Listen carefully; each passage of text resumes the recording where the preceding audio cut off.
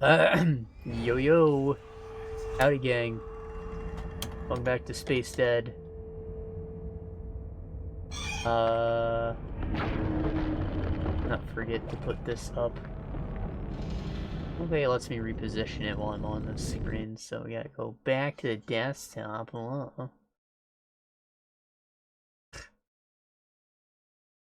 Still can't believe I won a whole thing without having my chat box up. The one stream where someone actually makes a comment. Oh boy. Right, so we're on chapter 8 of 12, and I believe the last chapter is just a boss fight, so there's a decent chance that we're gonna finish it in this session. I might push on a little longer than usual if that's how it's gotta be. Volume up. Sound test. I see the bars. Bars. I got them.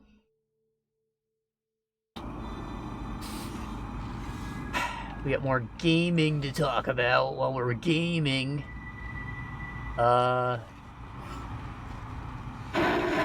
Things are looking up.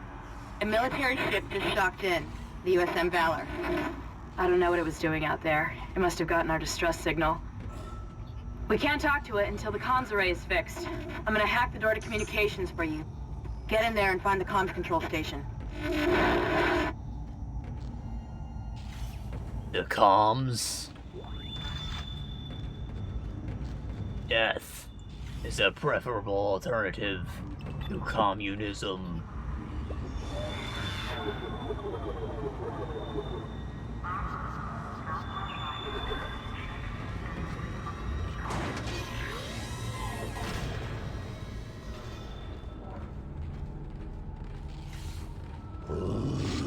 Hello?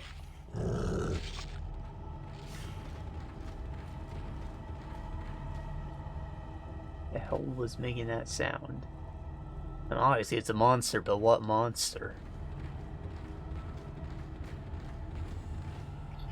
How much money do I have? 3,000 credits? Yeah, it's not a lot. I think I probably stocked up on everything beforehand. What do we got though? Plasma cutter, limes, and a little bit for the contact beam. At least the force gun, because that wasn't really working out. Like, it was okay for crowd control in tight spaces, like, yeah, it did damage, but it didn't feel like it did as much damage as something else. Like, the line gun had about the same damage values, but did exceptionally more, because I guess it was hitting multiple spots at once, as opposed to only one. I think that shit's still growing, despite the poison we released. Whoa, whoa!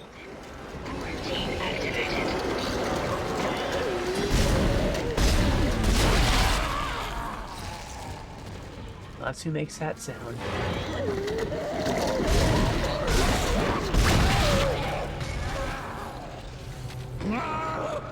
Pulse rounds. I think I upgraded my capacity, so there's probably just a ton in the rifle itself.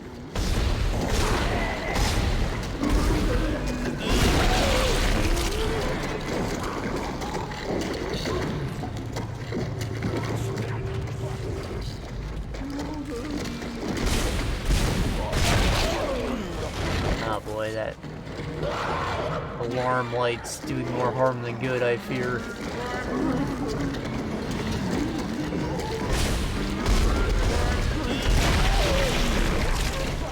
Probably like a siren or something going off when you see those, right?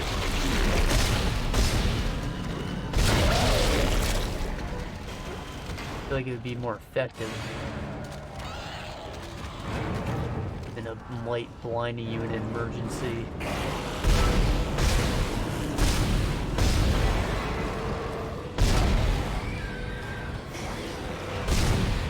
So fast!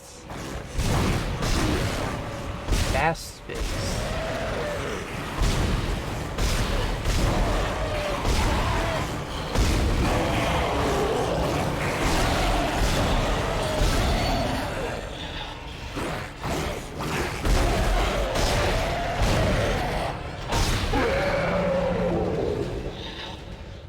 hear the chat box like crash out. I don't know when it disappeared or why, but it did. Maybe that's what happened last time, and I don't have to feel bad about myself.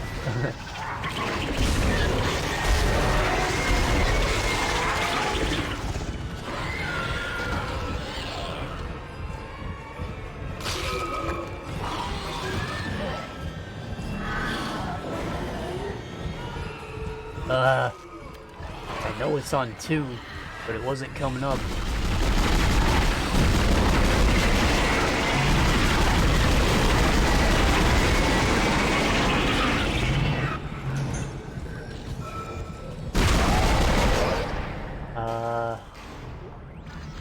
Yeah. Quarantine lifted. That was a lot of fight.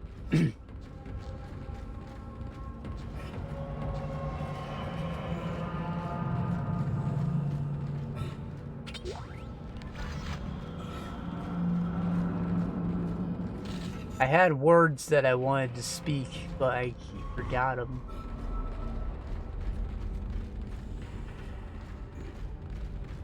About the alarm system?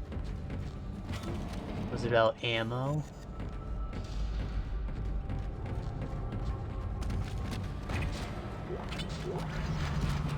Nah, I have no idea.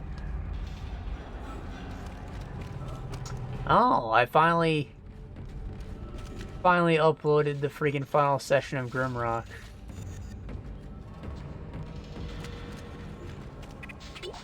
That didn't take nearly as long as I thought it would because I basically forgot everything that happened during that session. So, like, I didn't cut out as much as I probably should have. I specifically just cut out a ton of the deaths from the boss fight before you leading up to the rage quit, which is like about an hour of it. But it's still like 4 hours long. And when I was like going through it to make the timestamps and stuff, I saw there were just like about another hour I probably could have cut out, or I was just like trying to find guides or whatever, because I couldn't progress onto the final level without solving these really obtuse puzzles to get keys. And I need 2 of the freaking keys for 2 obtuse puzzles, and it just like took me forever, and because I was playing a mod, I couldn't find a straight answer as to what I was supposed to be doing. And yeah, I was just really frustrated even just watching all of that, so I feel justified. Like, I was probably, if I had done it in 2 separate sessions, we might have actually finished the game. But I feel that my frustration just watching everything leading up to it, I was ready to freaking cave by the end of it as well. And that all happened like 8 months ago at this point.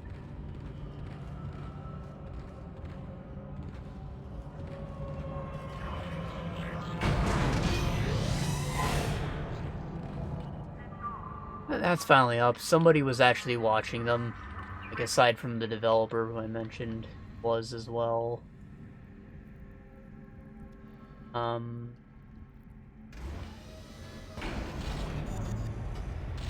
Isaac, the door to communications is open.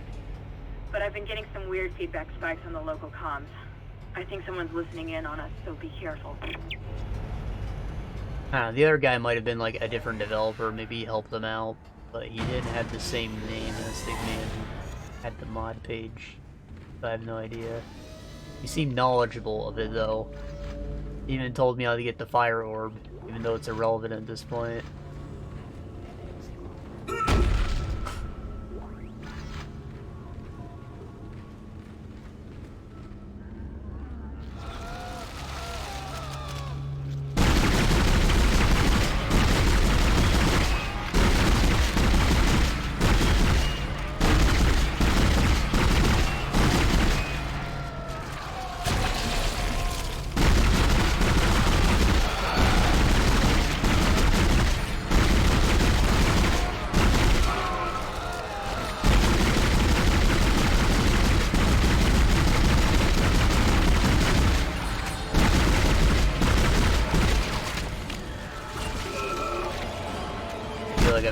wasting a lot of ammo doing this.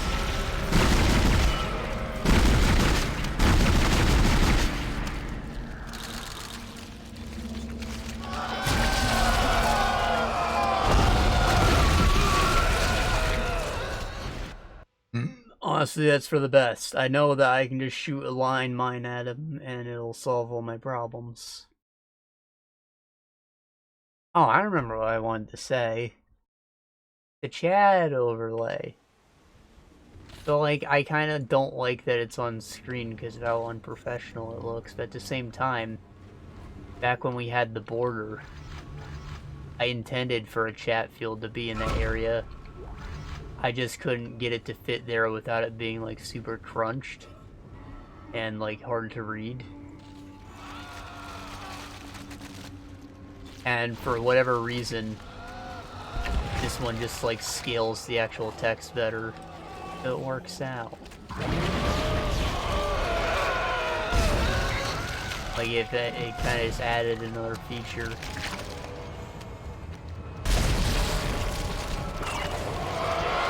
Even if that feature is showcasing how lame I am.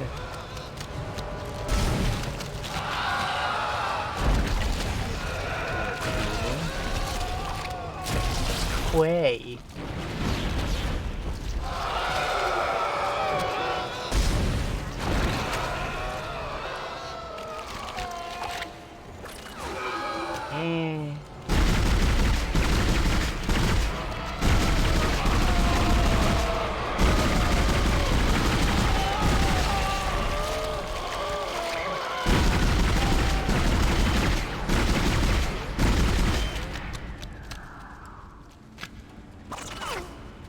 Stop shooting.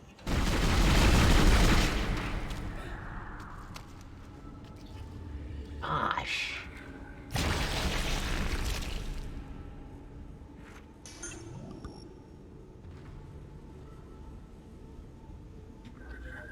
I'd like to believe that that was just as much health as I had.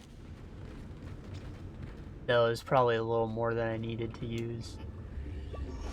Though I'm also still on the fence about even upgrading my health any further. Like, just enough for the level 3 thing to be a full heal is kind of perfect in my opinion.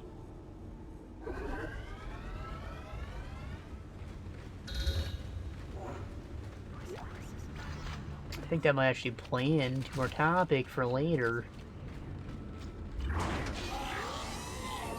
Gonna have to wait till later because we gotta wait for listeners to come in and stuff. Even though we're playing the game from the get-go. Just fuck them. You know, what the fuck? Slenderman? Stop! Let the door close behind me. Oh, I do not like that. I guess I was kind of on the money before when I said that the little boys turn into a long boy.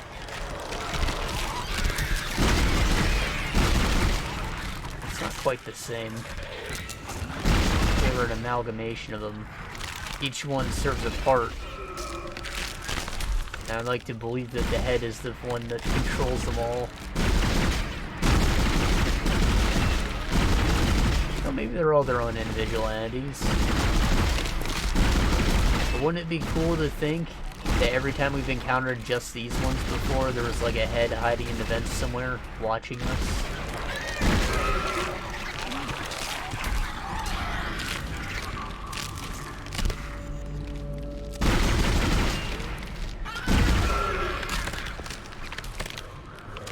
And by cool, I mean fucking horrifying, which is the whole point, so that's probably the case.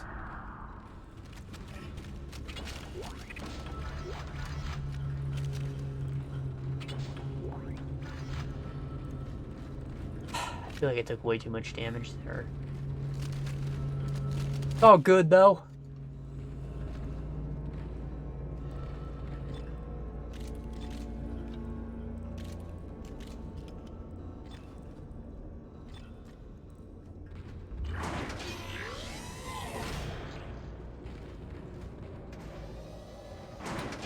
Yeah, storing this room would be perfect.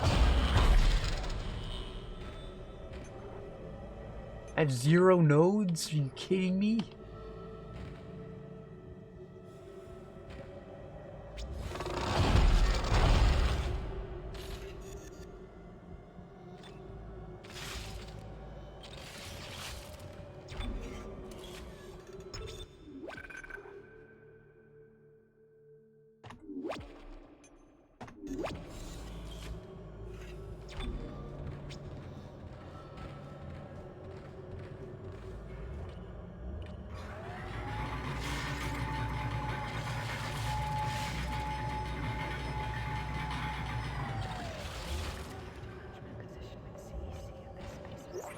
Communications log.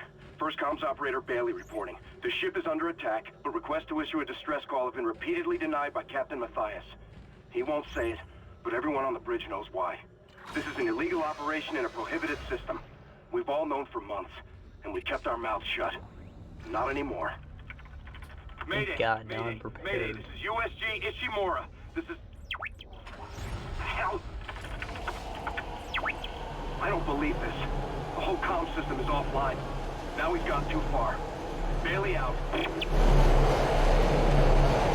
Dash, dash, Justin Bailey. Dash, dash. Oh!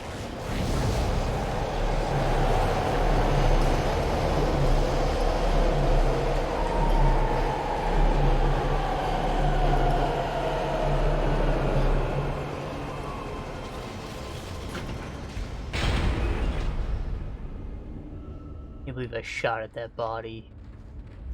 There's the audio cue. It got me. Communications array offline.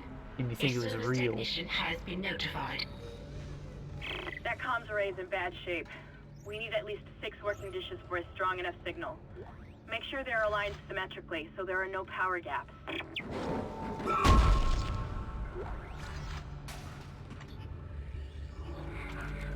Schematic did I just pick up? Medium air can. Yuck.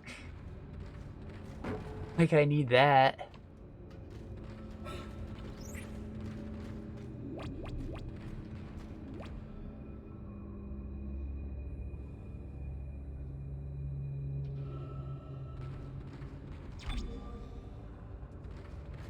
I feel like I just saved.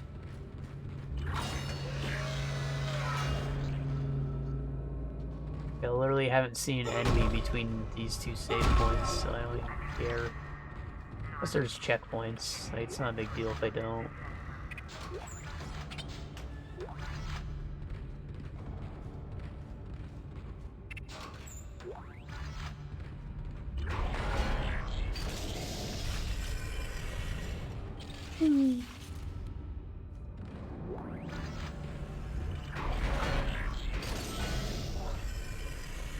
Entering zero gravity. 0 gravity.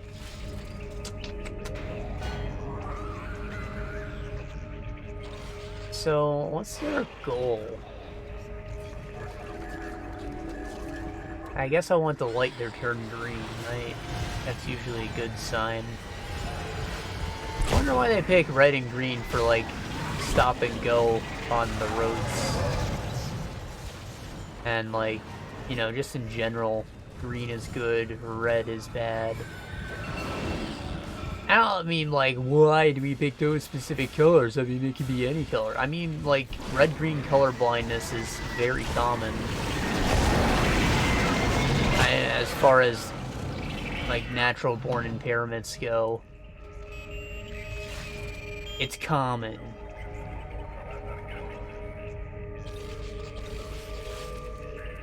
So, like, why do we pick the 2 most commonly hard to distinguish colors?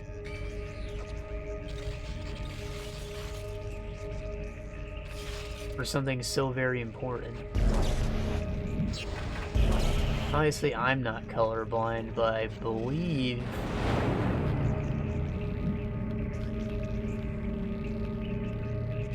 what happens is it's not that you see in black and white or you just can't see them at all. Like, they all turn into like the same similar shade of blue.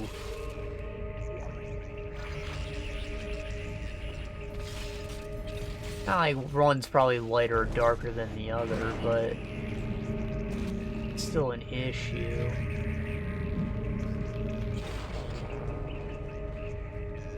When you got blue and you got bluer blue, you know?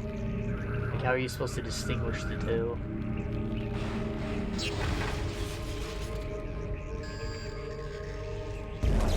Oh, I see. It's entirely broken. It's trash.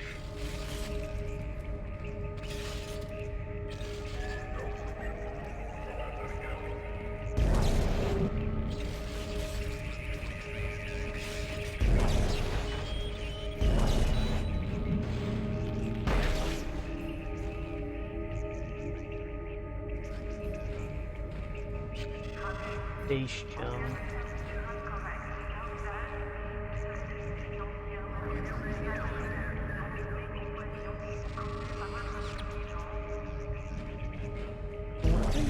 Some working ones, or where exactly do I need to put the working ones?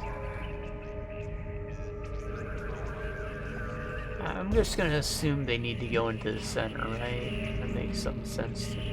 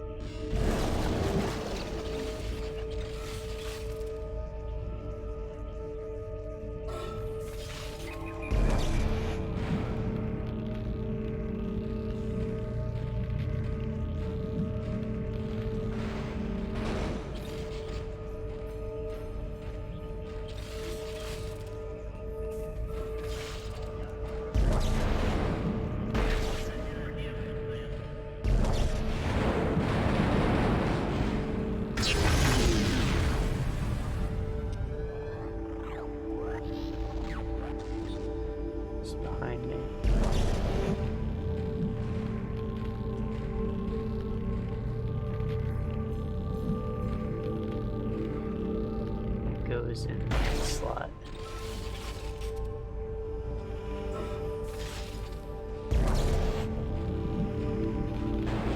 Ah, it's a broken one. Where's the one I just threw? Did I break it?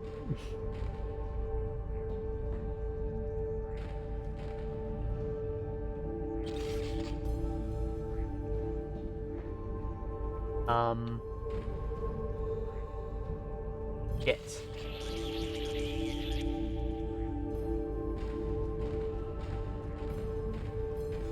Into it. There it is.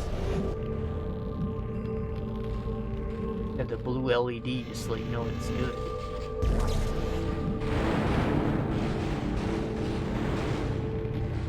Communications relay realigned. Messages can now be received. That's it. It's working. Get back to communications and use the control panel to send our coordinates to the Valor. So why did they all have to be in the center, though? Like, what was wrong with the outer ones? Because all of these were working at some point. Like, can't they just be anywhere? As long as they're plugged in? I get it.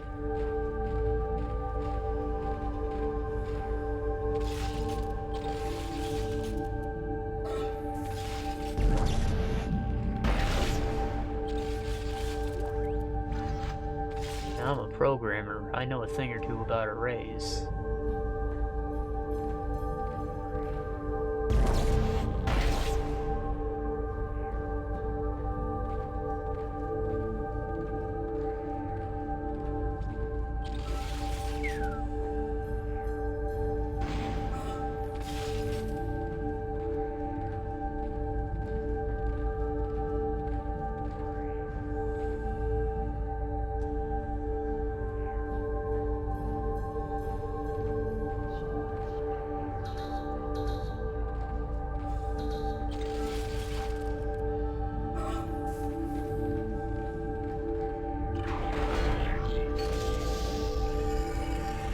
Exiting zero gravity.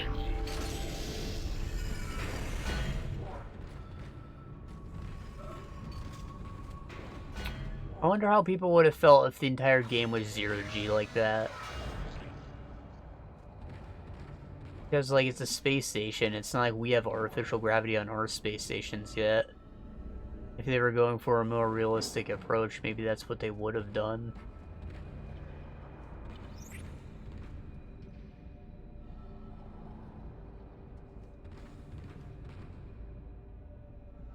And of course you have the gravity boots to stick you to a surface, but like, how crazy would the level design be if every wall was technically a floor throughout the entire game? Think about what that would do for office spaces if you just had like desk bolted to the wall and to the ceiling.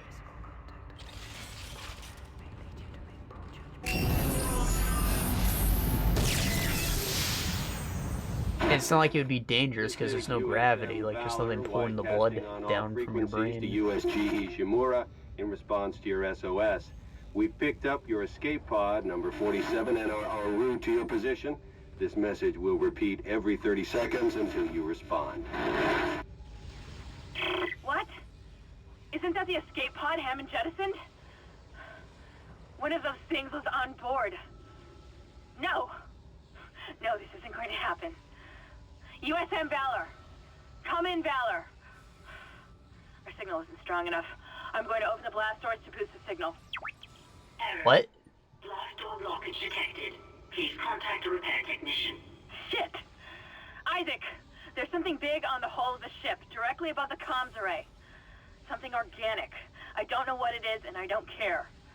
We have to get the doors open to transmit to the Valor. You should have a clear shot from ADS Cannon 48. Get to the cannon and blow it out into space.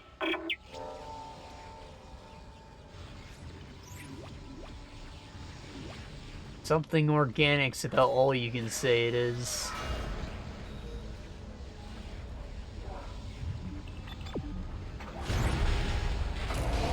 As for going back to the cannons we shut the meteor with, I think you might actually fight him on that spacewalk.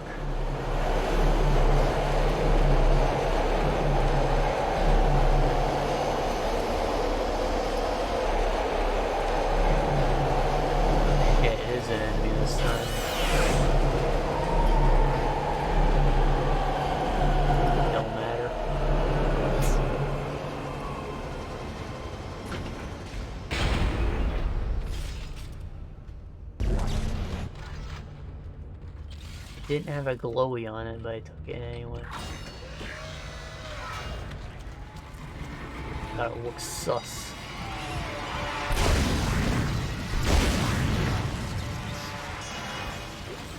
The Momogus ammo.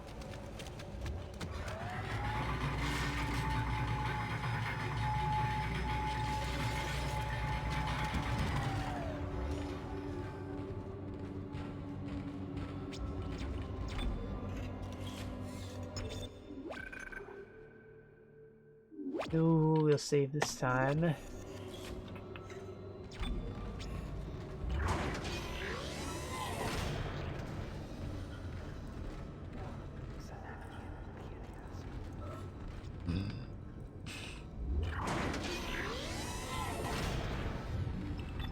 Huh? Oh, okay, so it wants us to go to a different cannon. Probably the same setup though. Yeah, this door's open now.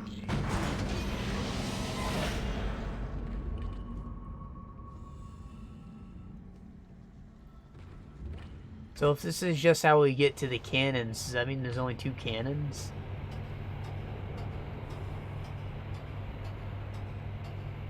And it's a level design thing, obviously, but are there only 2 cannons on this whole ship?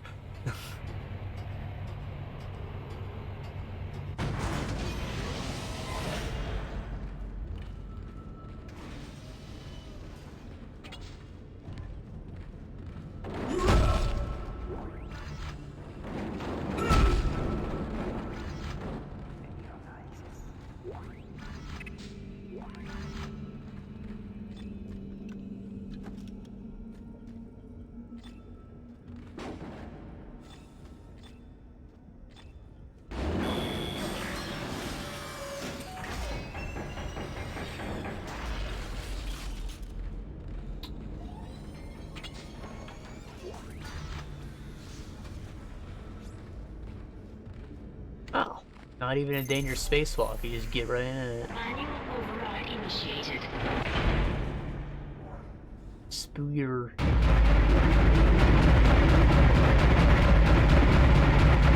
Oh.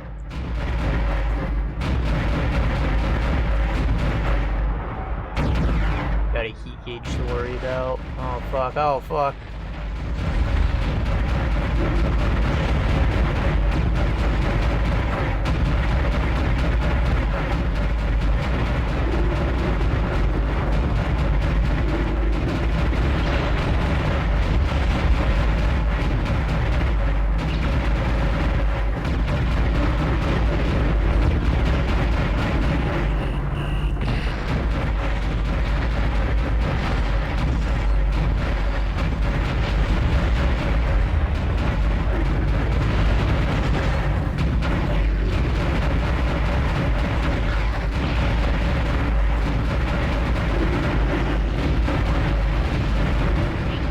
Hull integrity below 50%.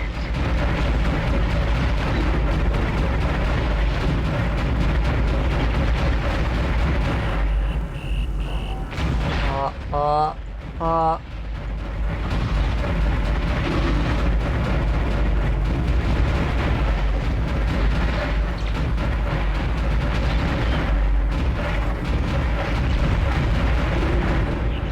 Hull integrity critical.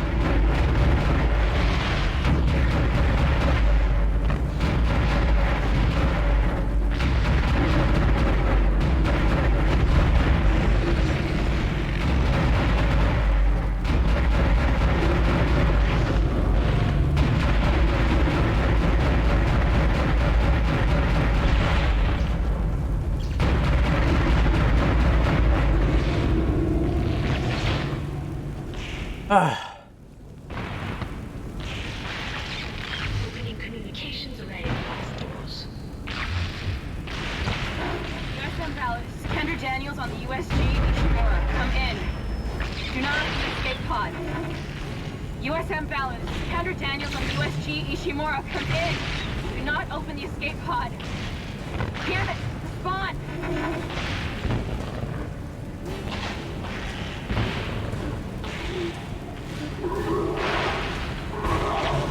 Oh, you dingus. So we're in an MF Doom mask. Damn it. Okay, a Dr. Doom mask. Oh my god. It's headed right for us. I don't know why I made it sound like the rapper came up with it. It's nice.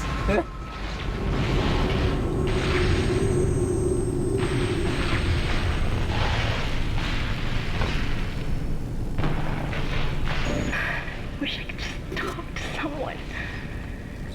It's all falling apart here. Isaac. Hey, he's alive. Isaac, are you there? Thank God you're alright. I've been trying to reach you. Someone's been blocking my rig signal remotely. A crash must have interrupted the signal block. Hammond, where have you been? Survivor. Oh, I just explained it, bitch.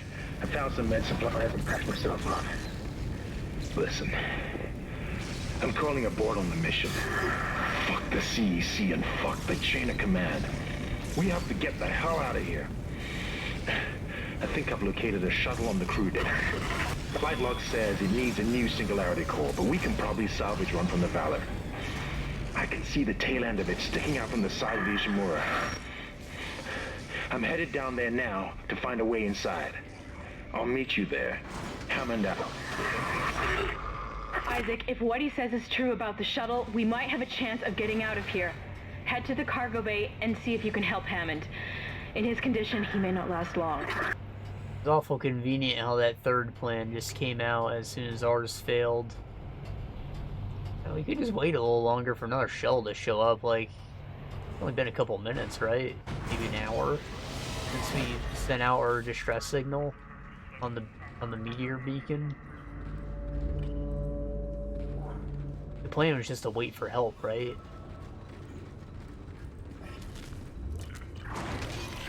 Or to maybe like launch ourselves out on a dinghy through that meteor and then wait for help.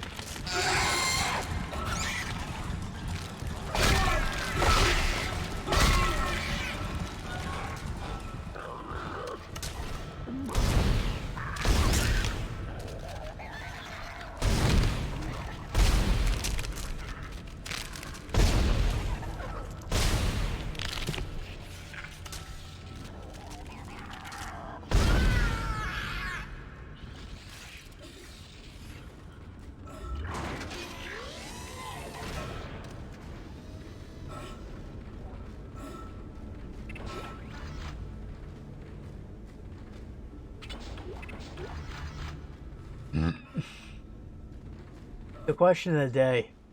I had this argument with my brother before. He bought the Star Wars Squadron game, right? And he's recently gotten kind of into like gaming with peripherals like race wheels and flight sticks, and of course his VR headset that he loves so very much.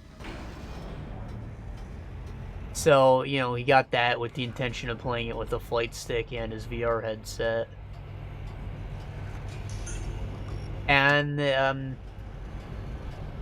obviously you play both big ships and like little fighter jets in the game. And he just says that he thinks that it should have one control scheme and that it should control like a plane essentially.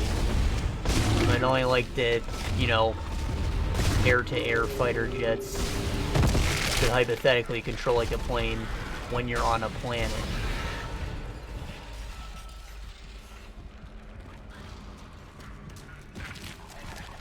But, you know, my argument is that they're all intended for flying in space. They should control like submarines. And that's why we call them ships. We use nautical terminology for everything referring to space because you have the full degrees of movement, like you move in all the directions. You aren't gliding forward. You have thrusters on each part of the ship. It should feel awkward to use a flight stick because you don't control a fucking submarine with a flight stick.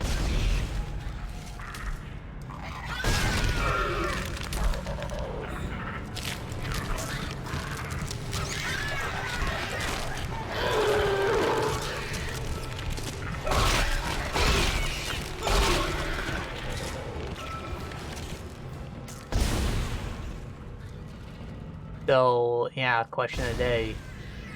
Who's right? Is it maybe a bit of both? I'll take that argument, but I entirely disagree. Because I just don't think that the normal plane-like flight would even work well in space at all.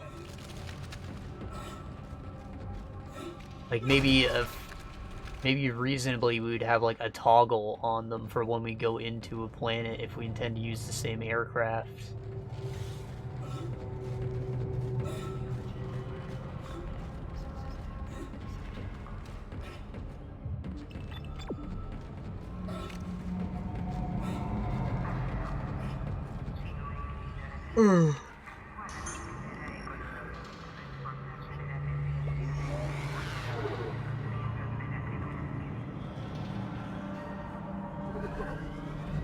Fuck, I'll keep going. Oh, there was a store here. That's exactly what I was looking for.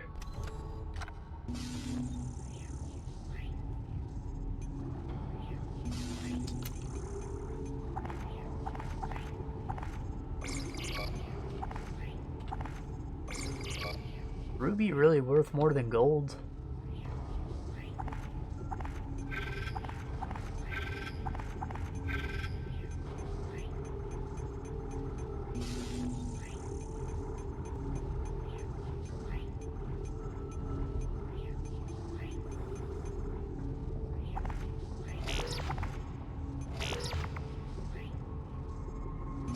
More nodes, bro.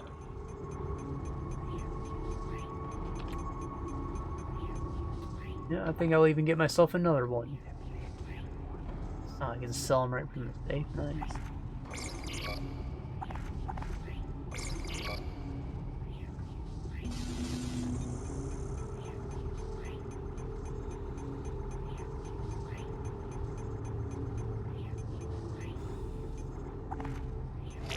I've come to the conclusion that buying ammo is a trap.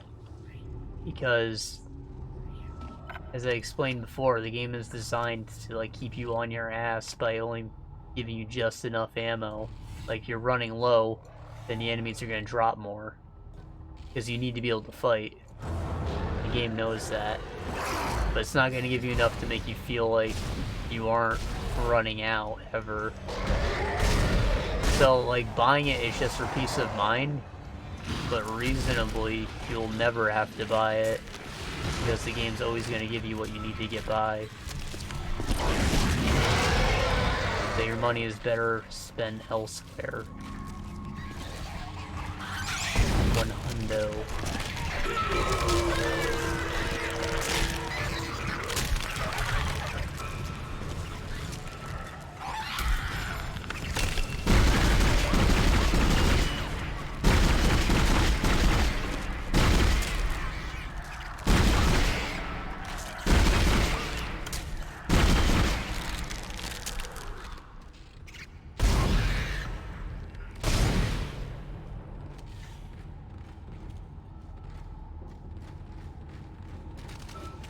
Mm-hmm.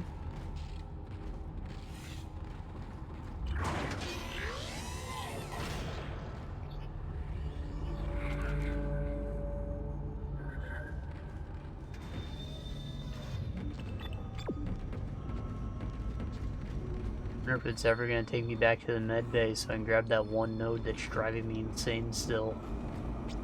Been a whole week and it's still driving me nuts.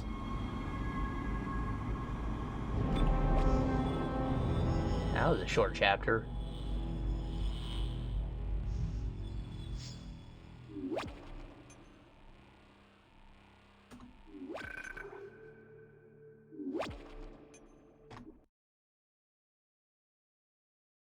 Dead on arrival.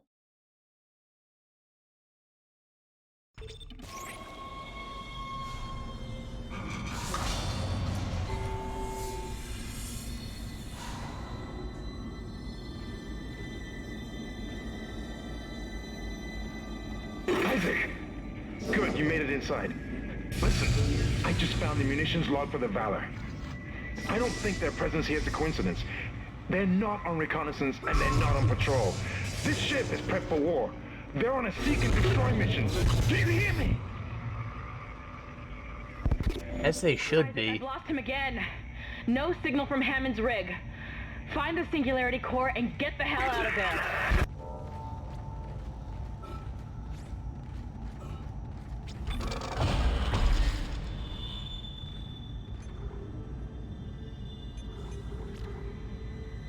Oh, yeah, this thing's maxed on damage. I could make it a little bit wider, or the ammo hold more, but I think it's all good. Pulse rifle. I feel like we're not getting enough ammo for this ever. Kinda shitty. Plasma cutter. I'm shocked how little I've put into this, but I also feel like we're not finding ammo for it.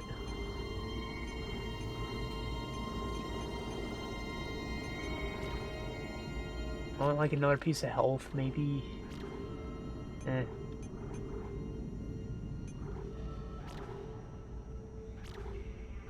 So much before you get anything on this thing. It's powerful on its own. 100 points of damage, like that's just good. It doesn't need any upgrades, but charge speed would be nice. Oh, you can even start there. That's... Oh, okay, you can't start there. Fuck.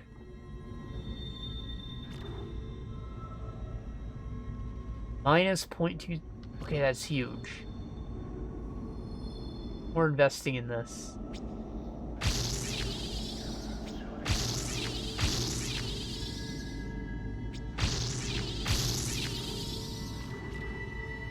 Oh, that took all the nodes I just bought. 25 points a day. Kinda sick. Whole quarter second.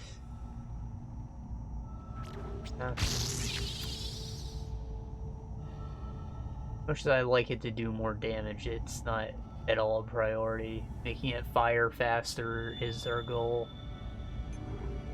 Probably should have kept that last node, but it's whatever.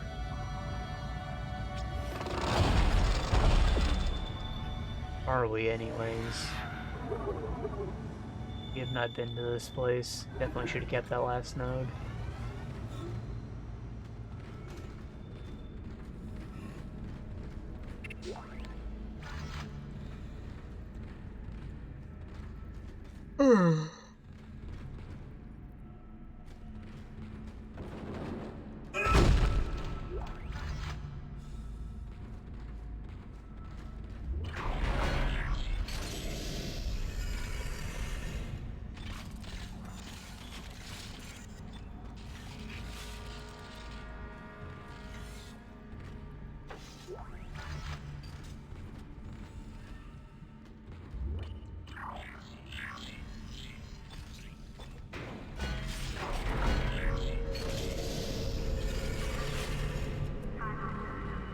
Entering zero gravity. What the fuck are those? Isaac, one of the Valor's weapons ripped open in the crash. Those green orbs you see are highly radioactive, and the Valor's airlock has sealed itself. You're going to have to throw those into space before you can get into the ship.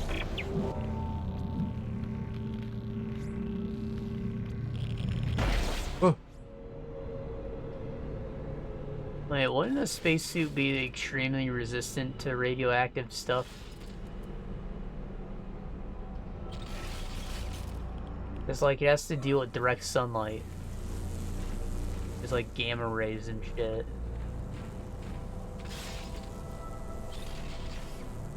Gamma rays and UV rays, X-rays.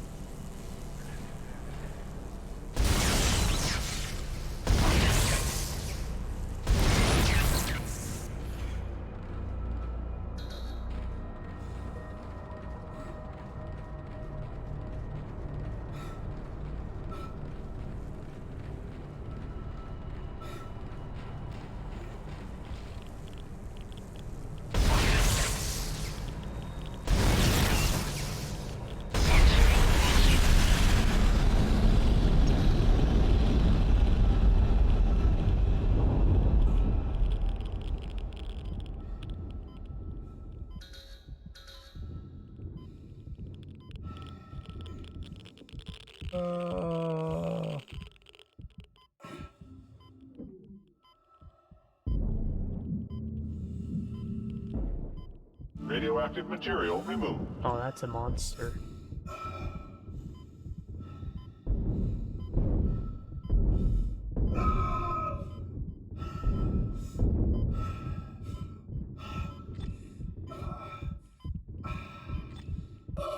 Yes. Pussy.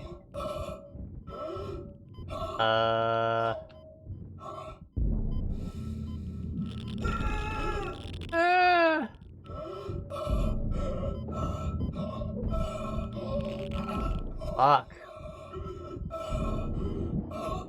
Where the fuck am I throwing it? Something was attacking me?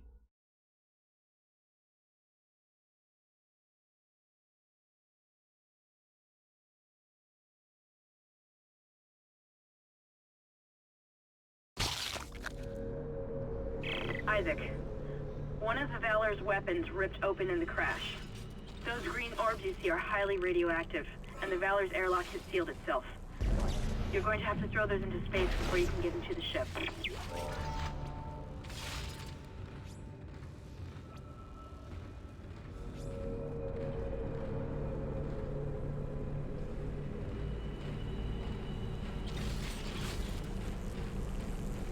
So, can I just, like...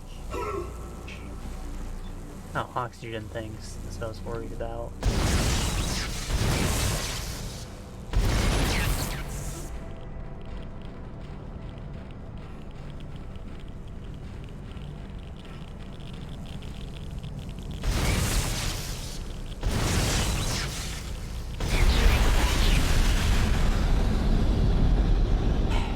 Okay, so the suit obviously has a Geiger counter equipped to it at least.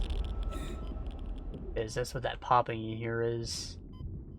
It has nothing to do with what radiation sounds like. Material removed. Just what a Geiger counter sounds like. You associate the two generally.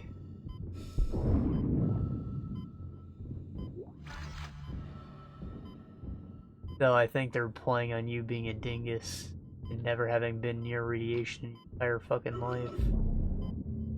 As you shouldn't have been.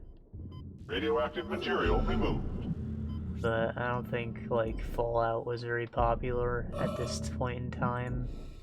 Radioactive material removed. Maybe Fallout 3 just came out around the same time as this. Even that I don't think was a massive success, though.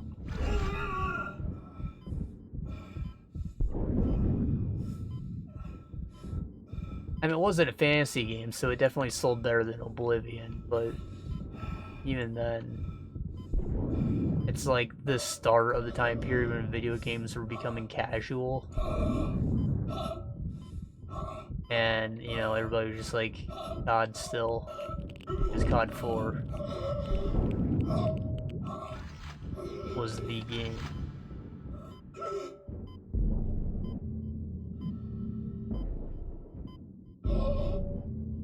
Radioactive material removed.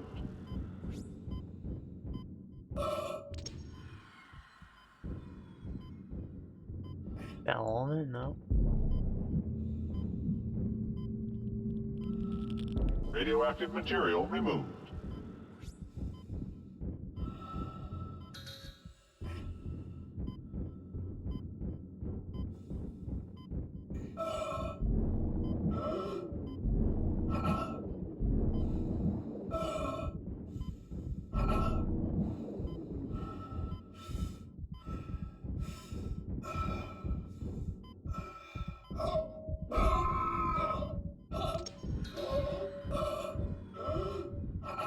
E.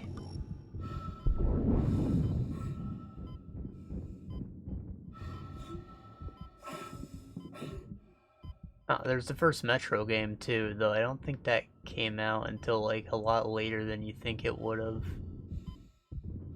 Because it has like source engine graphics. They're not very good for when it came out.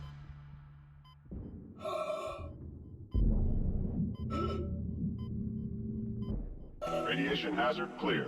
Safety lock released. It's not to say it's the source engine's fault, it's not. It's just I think that Half-Life 2 is pretty ugly in comparison to everything else. As for everything else made in the source engine, like Left 4 Dead, Counter-Strike Source. But again, that has nothing to do with the engine, that was just what like people thought was acceptable for it, I guess. I don't know. That's where photorealism was at the time.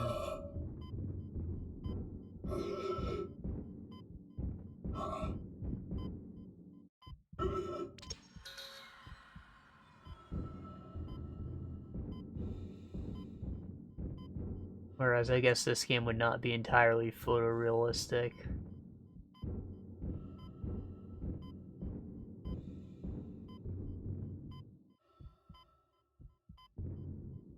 Where the fuck am I exiting from? Here, maybe?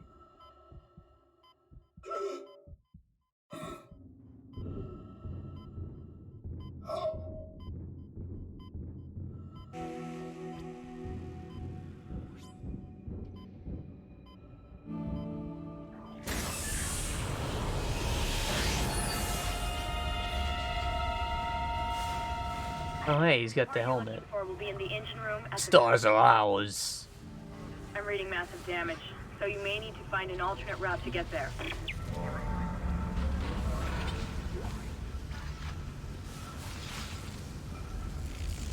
Skyrim belongs to the Nords.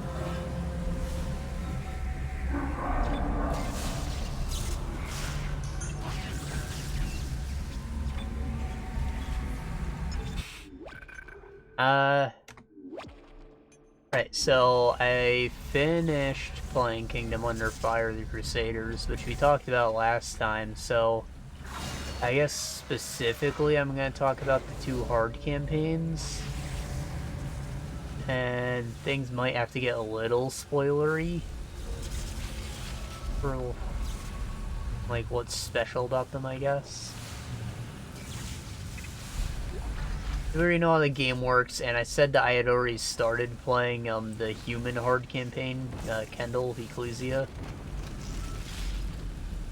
You know, I said I was enjoying that a lot. Like, the missions were a lot less dialogue, there were a lot more of them, they were harder from the beginning.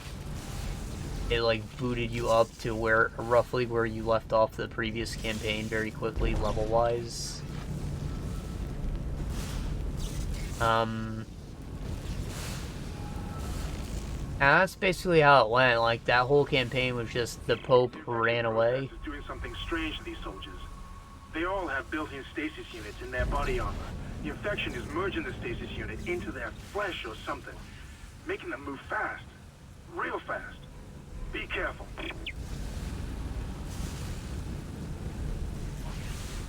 The Pope ran away with the Ancient Heart, which he saw him acquire at the end of the Dark Elf campaign, right?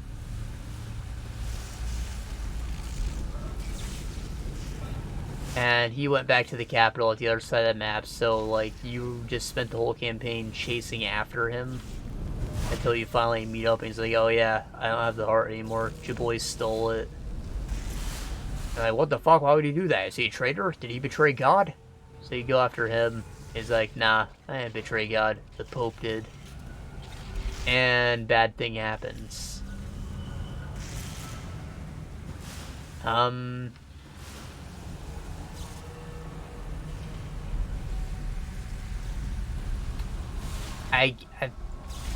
I said things will have to get a little spoilerly. I have to tell you what bad thing is, because I can't talk about the rest of the campaign without explaining. So, the Ancient Heart is actually the heart of the two gods, like, combined into one rock for your convenience. And, I guess it whispers out to people to come take it and destroy it so the one god can get freed and switch over the world into whatever age the god wants. So, you know, normal world is World of Light, as you'd expect. The Smash Bros. Song.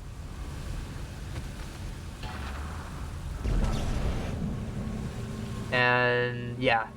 The heart was calling out for someone to go be evil and smash it and bring in the Age of Darkness. So, when that happens, the fucking, I don't know, like a big beehive with horns wakes up, essentially. And that's the God of Darkness. And it just, like, sucks in all the dudes and turns them into monsters that are more adapted to the darkness that it's gonna bring over the rest of the world, ever so slowly. It looks a lot like the eclipse scene from Berserk when it happens. But basically that's like the end of the war. Everybody is now joined up to make their world habitable because the monsters don't care for either the good or the bad side.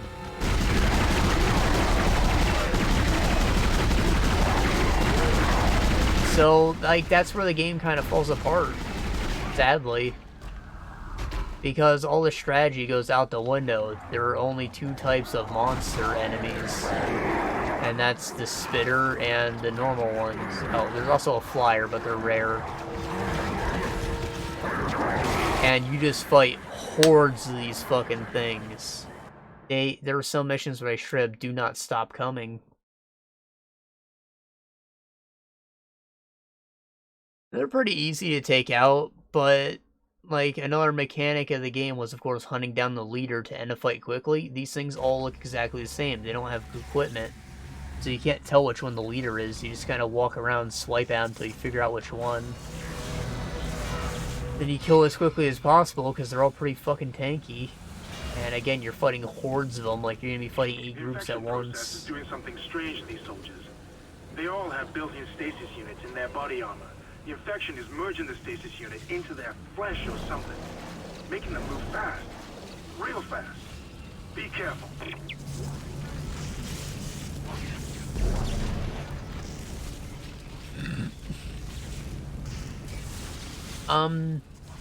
Now thankfully it doesn't make you actually fight them for most of the remaining missions. It's more like you just have to gather up your troops and get them to a specific spot on the map to retreat or whatever. That's how it is for like the first few ones. You're just running away because you don't know what the fuck's going on. And then like, I I don't know, the whole ordeal is ended within a week because obviously you don't let the world get swallowed up by darkness.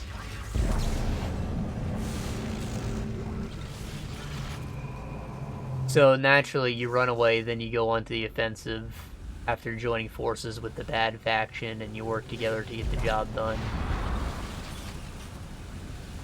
Basically what happens if you have them shoot a hole in the big beehive god, and then you fly a balloon in there, and then you have wizards teleport everyone else inside to go destroy its heart from the inside. So you can just, like, reverse the thing that you just did. So, as I said, the missions leading up to that were all just running away for the most part.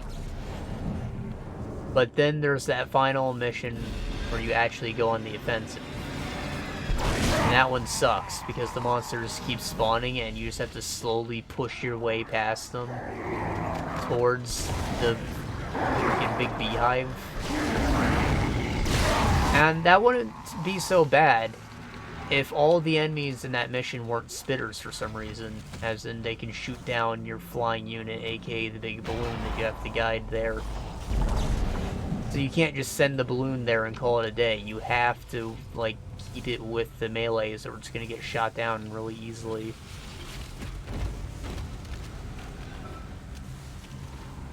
So it's just like a really slow thing, and then because they have set spawn points, there are specific parts of the map where, like, if you don't kill them fast enough, you're just gonna be, like, constantly attacked by new groups of them. It's really shitty. Fuck! Why'd I do that?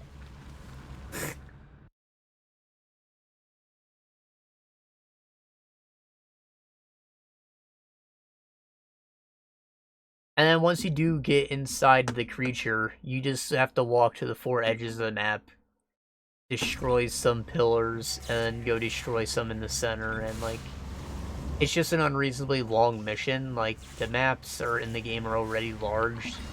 This one's like a full-sized map, and there's just, like, nothing in it besides flesh. And some enemies that you've already gotten used to killing by now. You've probably grinded out enough in the missions leading up to it to have, like, max level characters. So they're not even a challenge at that point. It just feels like a big time waste. Time sink. The infection process is doing something strange to these soldiers. They all have built-in stasis units in their body armor. The infection is merging the stasis unit into their flesh or something, making them move fast. Real fast. Be careful.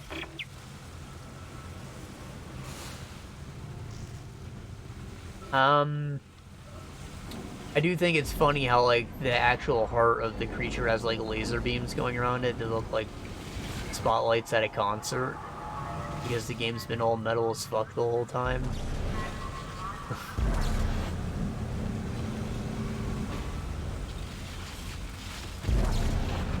Those lasers hurt, though.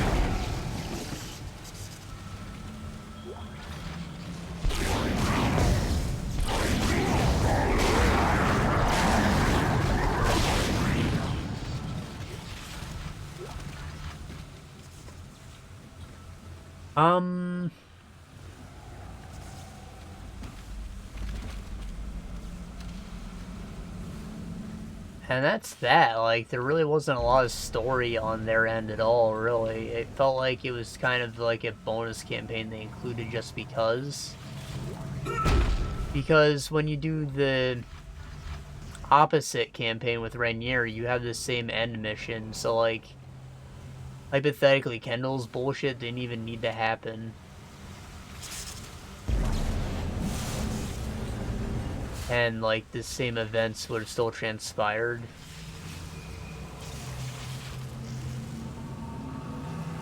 His whole story felt very inconsequential, and, like, the characters' arcs didn't go anywhere. And he doesn't even get a mention in, like, the post-credits scene. Like, it's all about Gerald. Like, you feel like you should have just been playing more Gerald, but you weren't.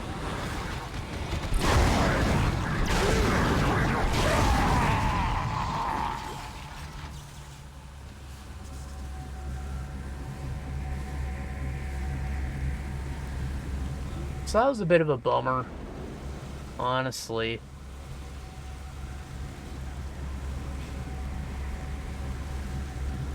And then there's the evil campaign, Renier, which, yes, I did, like I said, it was probably going to be the case. I did enjoy it because he did, in fact, have more orc units.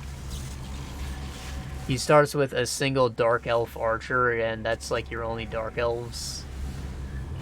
You can make them something else, but there's really no reason to, because they're good as archers. It just works. And they're also like a healing unit too, because they're Dark Elves, so that's like sick. They're a big help. Isaac, can you call again?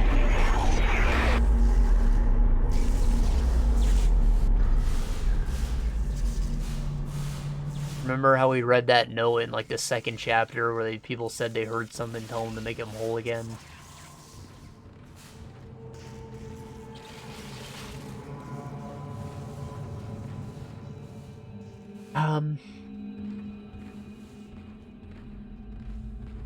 So remember how I said these are both like labeled hard difficulty? Like Gerald was easy, Lucretia is her name, the Dark Elf lady, hers was normal, and then beating those unlocks the 2 hard campaigns. Renier's campaign is significantly harder than Kendall's. So like his is very hard. Even the first mission, I was on it for like 2 hours maybe. Which is like very brutal of them to throw you into, but basically you have to kill everything despite it telling you to run away initially, because you have to go back over the whole map. And like it's worth it in the end, but like it takes strategy too to like Isaac, weed them out slowly. It doesn't look like I can reach you. This damn ship was nearly shared in half. I made it to the bridge. It's a mess here. These poor bastards didn't stand a chance. I'm going to override all door locks so you can get to the engine room. I'll try and catch up with you there.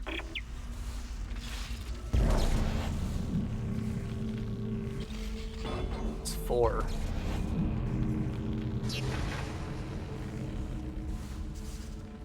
Like lights?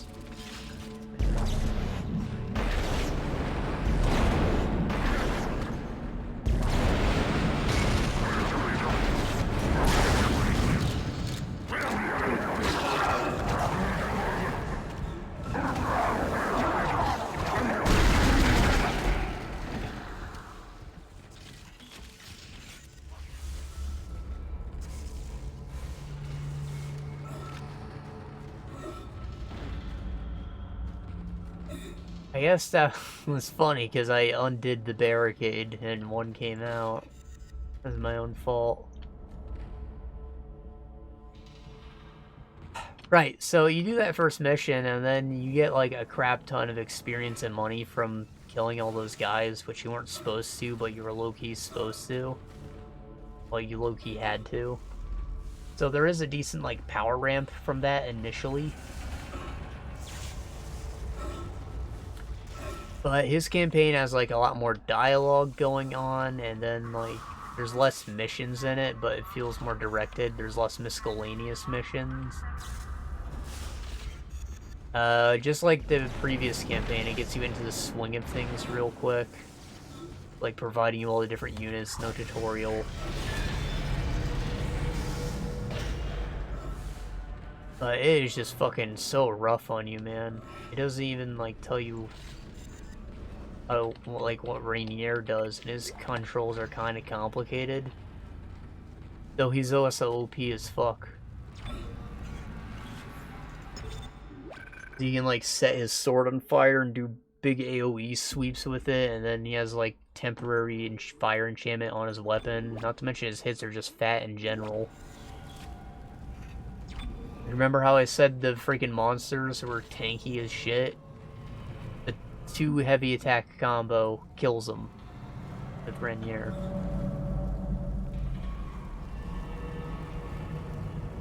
And yeah, he's so strong that his heavy attacks combo. You don't just do 1. You do 2 heavies and a light follow up.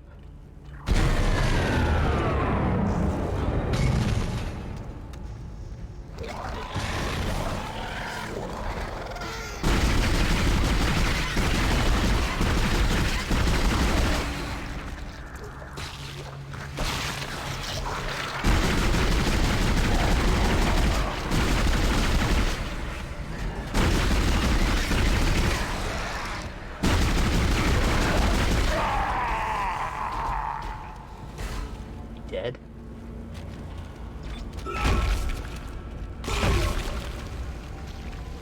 So yeah, he's pretty OP, but his units are all still kind of weak. Like, I think even the heavy orc infantry is just a little weaker than the human counterparts, the knights and the paladins. They're probably on par with paladins, actually. The counter is, of course, that they can heal themselves with their rage ability, which I just think is not worth it. Like, it's very expensive compared to the Tree of Healing. It only affects them rather than everybody around them. I didn't really use that too much specifically.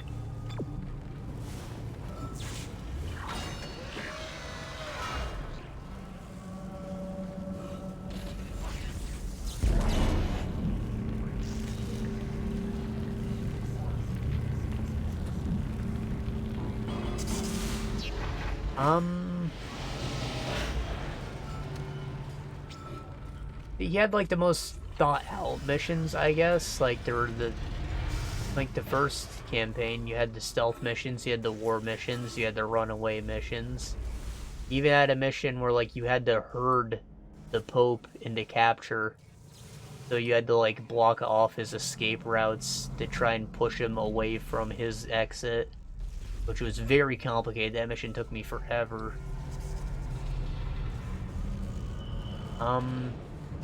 And there's a pretty heavy focus on using cavalry, which hadn't really been a thing up to that point. Especially in that aforementioned Pope mission. That was basically how you caught up with him, because he was so fast, you had to keep sending cavalry to attack to make him slow down temporarily. The issue is his Royal Guard are spearmen, so you have to be very careful in doing that, or they're just getting danked.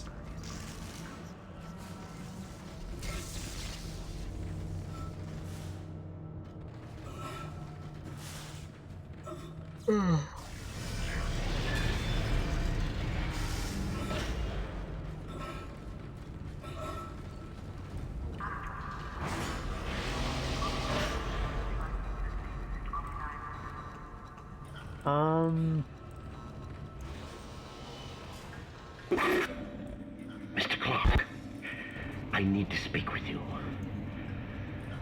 My name is Terrence Kine, Dr. Kine. Listen to me. There isn't much time. If you really can repair the shuttle, there is a better use for it than just running away. You must understand, the forces at work here are greater than you can imagine. If you leave now, you condemn all humanity. The planet will never stop, never rest unless the marker is returned. Don't you see? The church is wrong. This is all a trap. I've seen it. Please, you must help me. You mean the planet?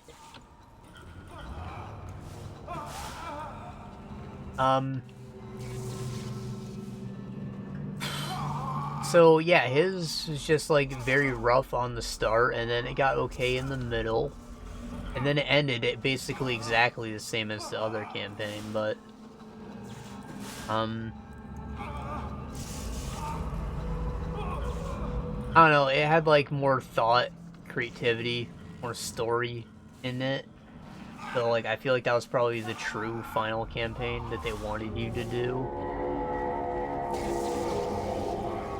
And I did overall enjoy it more, despite having a lot of frustration and having to redo a lot of them. Especially, most specifically, the Pope mission, and the one where you had to rescue Gerald from the monsters once they start attacking. Because his pathfinding is just so stupid. He takes the worst possible route and then he keeps getting caught in fights, and then you have to keep trying to heal him. And like getting the monsters off his ass, and then you have to run away from the monsters yourself. That one was just not a fun time at all.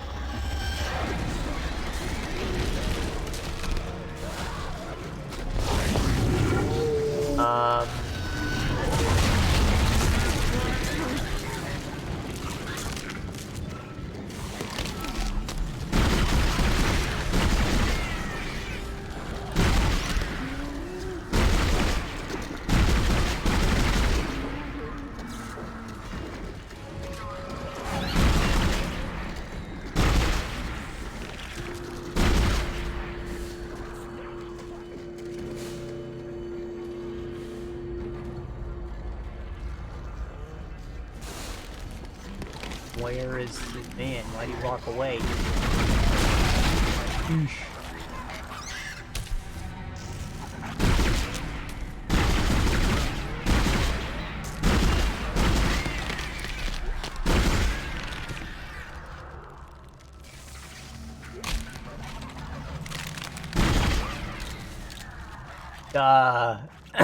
Hello everyone.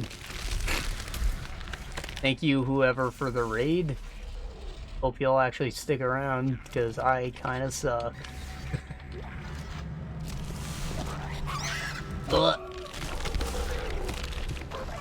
This door is ruining my life right now.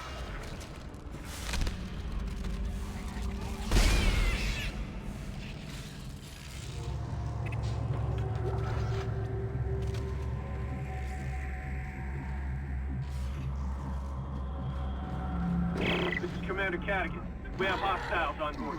This is not a drill. Hostiles are aliens. Repeat, aliens and extremely dangerous. All personnel boy. have weapons ready and fire at will.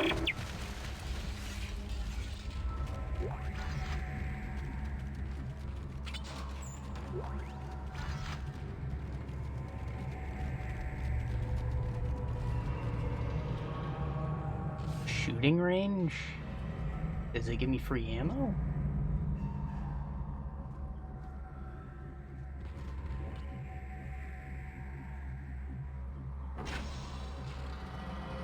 Oh, thank God.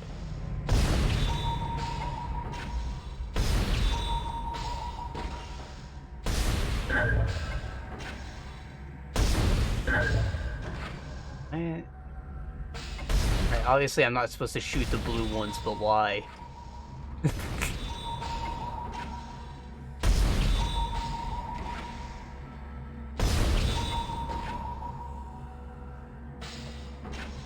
You're gonna point to this?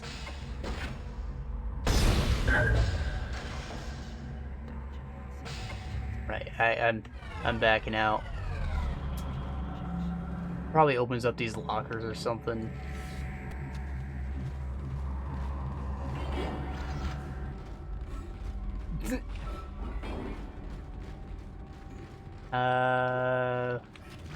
Right, what was I saying?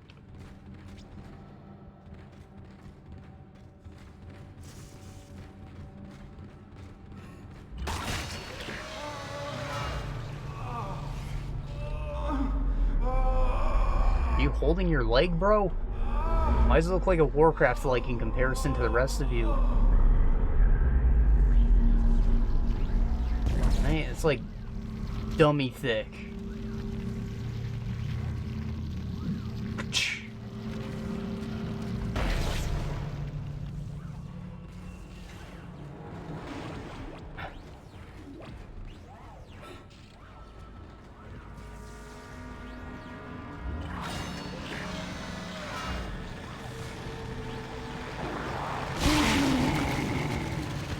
Oh.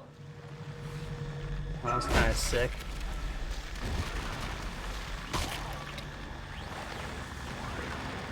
I like...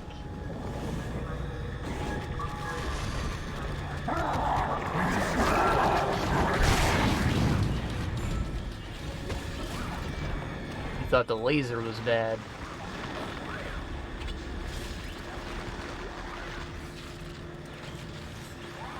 What's that? Schematic. Large air tank. That's awful. I don't want that.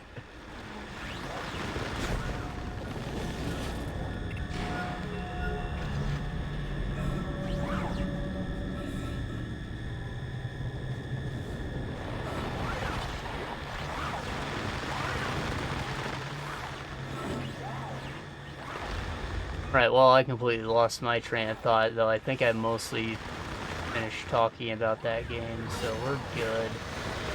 We have a different one to talk about. Oh. Oh.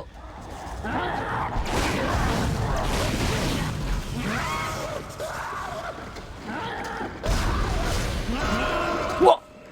Oh my god, oh my god, oh.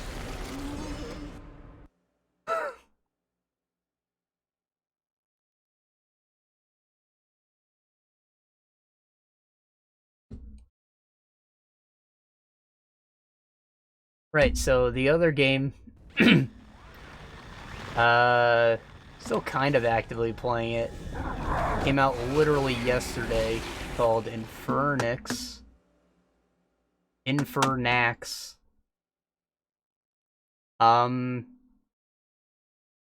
See, I read that it's a one-man development team, but there's a lot of people in the credits, so I'm not sure how true that is.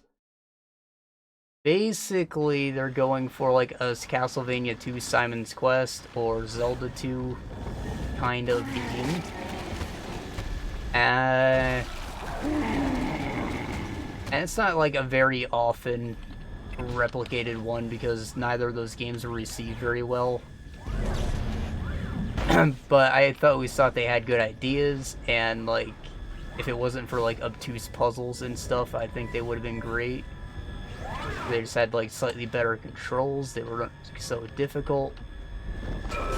So, you know, it's just dying for someone to come by and make just a polished version of it, and that's exactly what you got here. Just the best version of that game that I've played so far. I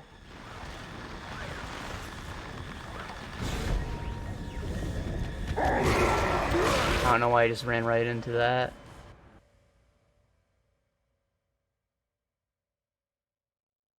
So, 16-bit graphics, even has the SNES HUD.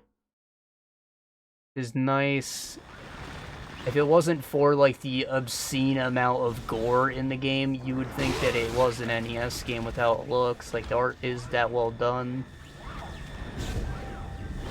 But then when you kill a boss, it just rains hunks of meat and blood, and your character gets covered in blood, and that's pretty metal. But the NES definitely would have lagged if that were to happen. Not NES, the SNES. The better one.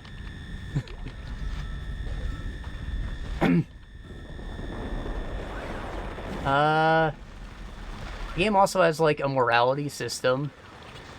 So with the side quests, you can make choices, which will take you down different paths for endings. I think there are maybe 5 different endings. 5 or 6. And you'll also unlock, like, upgraded versions of your spells or special equipment from whatever morality path you've gotten yourself onto. Which is a really cool addition. I've beaten 2/2.5 paths so far.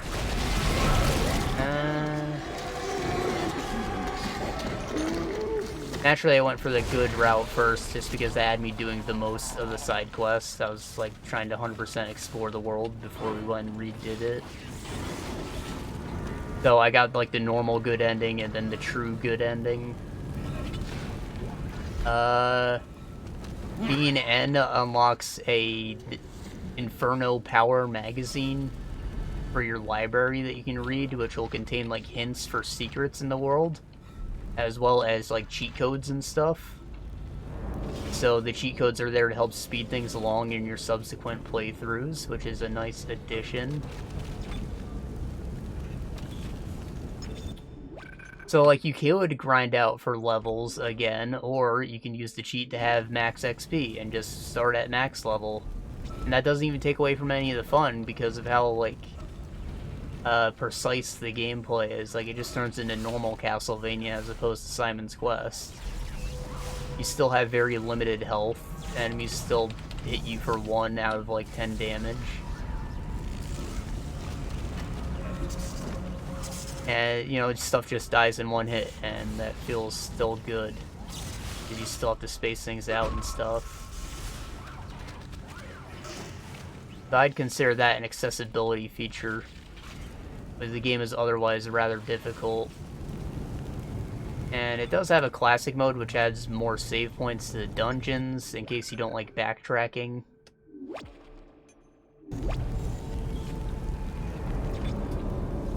But I preferred to play in classic mode, which essentially had me like mastering the dungeons and getting through the whole thing without getting hit.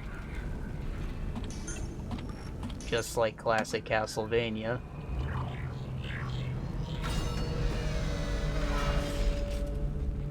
In addition to cheat codes, you can also unlock like hints for character names you can use to unlock different characters to play the game with. I've discovered like 4 of them so far, and they're all very different from each other. So like there's the normal Mace Crusader man. If you're on the evil route, he turns into Longsword Man. If you put in the Konami code, you get John Contra.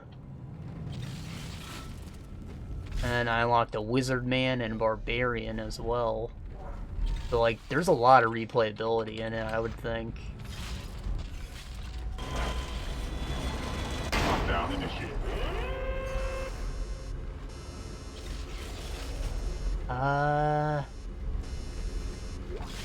There's really not much to say about the gameplay. Like, it's just, like, very basic side-scroller Castlevania stuff. It's nothing special in that department. Though it feels solid.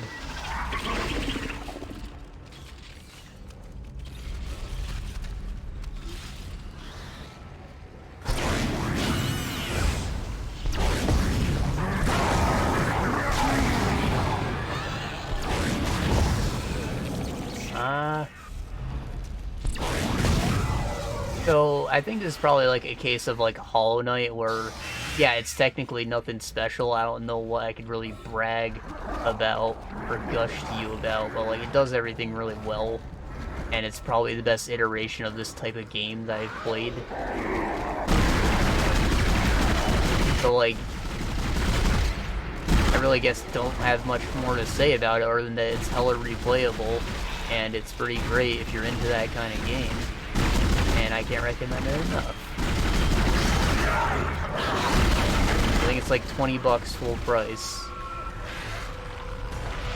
But since it just came out, it should still be on a slight discount.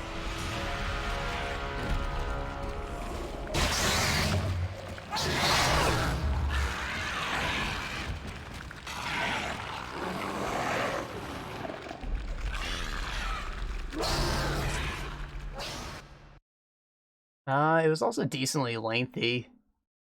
I think it took me probably 10 hours when I was doing my first exploration playthrough, and then with cheat codes I kind of blazed through the second one. But that's not a bad thing.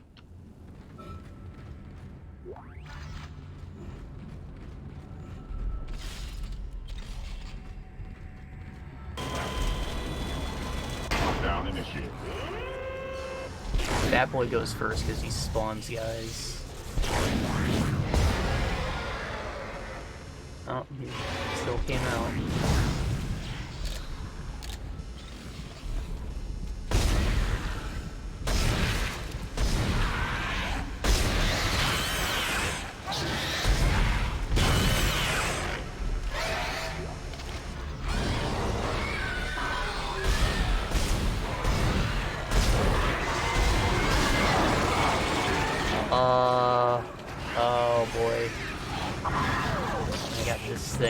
been losing it all. Yeah.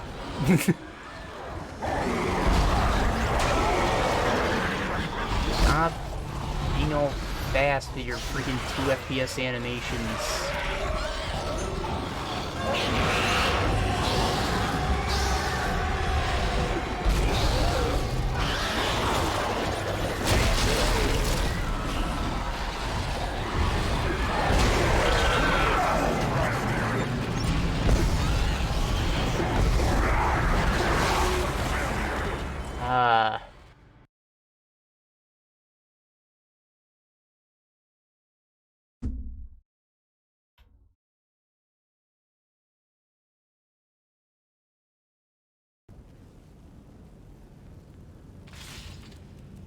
Alright, so you guys are unaware, but I've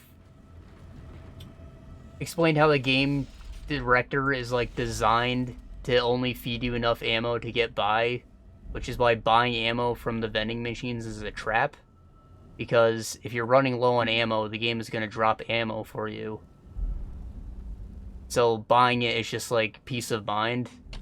However, we have found ourselves in a situation where most of the ammo I have is for the big cannon, which is not necessarily great for the situation.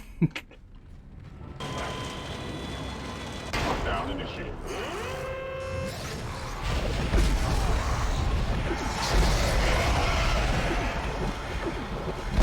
Like, it could be worse, but I have to hit a lot of guys at once, and I don't think this thing pierces.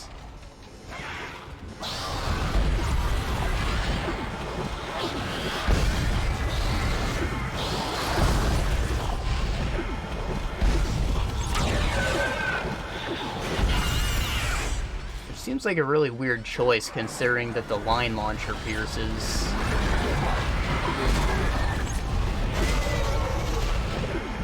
Like, this thing looks like it would just go through everything.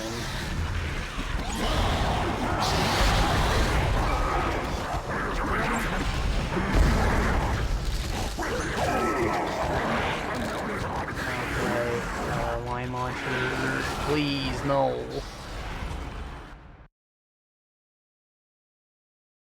You gotta stand still to change your weapons, eh? Bet Isaac can't even walk and chew gum at the same time. The full.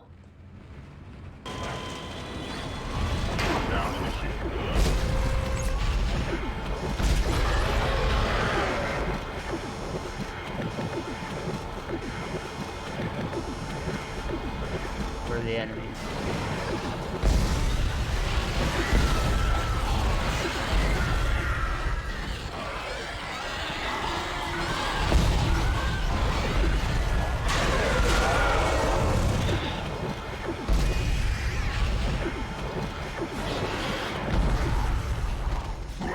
Oh.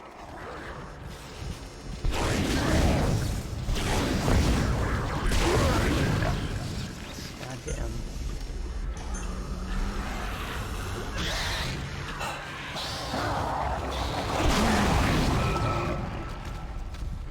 He shouldn't be dead.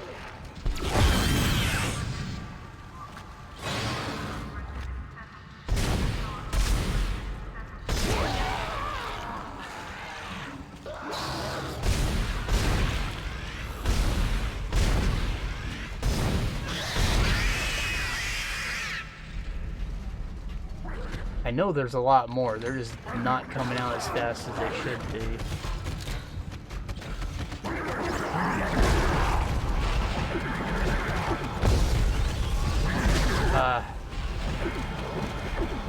Running out of ammo. That's my cover. My worst gun.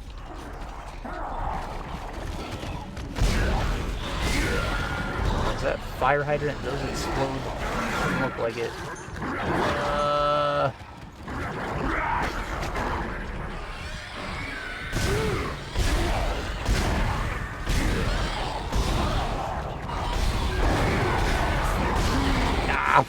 Oh.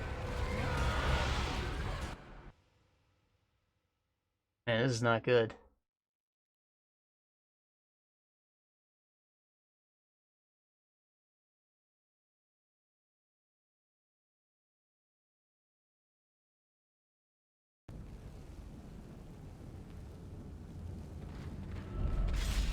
And this is maybe the hardest room in the whole game. Nothing else has taken us this long. Down initiated. That sucks, because we're trying to beat this today. And I'm not sure what we're gonna do next quite yet. I haven't thought about it.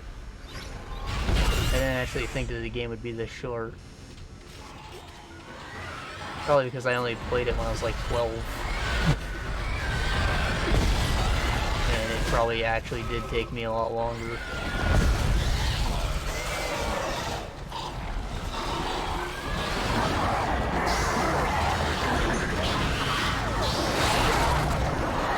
Maybe I just round them all up, lead them over to this, hope it eats some of them. I'll let the line launcher hit all of them. Sounds like a plan. The babies aren't gonna get that close, are they? Or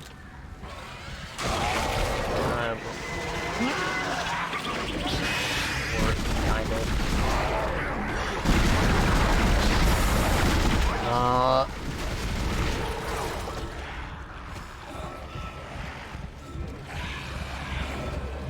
This thing.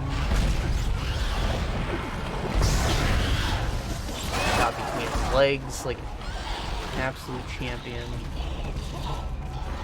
Like skill.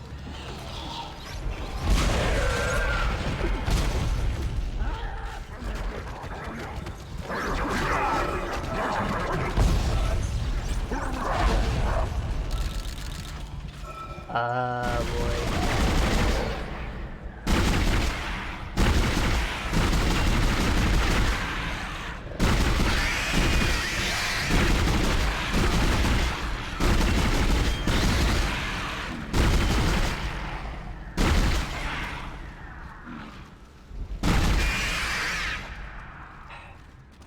I saw one more enemy, but I think we're mostly in the clear this time. 2 med packs left. So use them all! Ammo, my guns.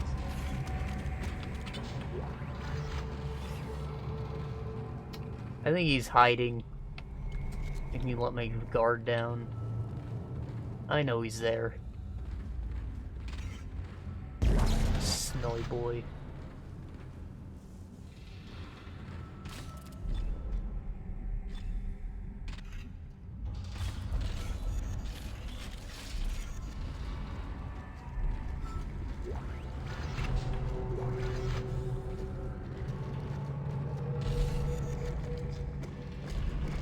Step on the fan, you dingus.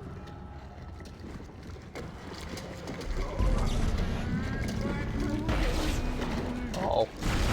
Didn't go very far at all. Lockdown lifted. Yay!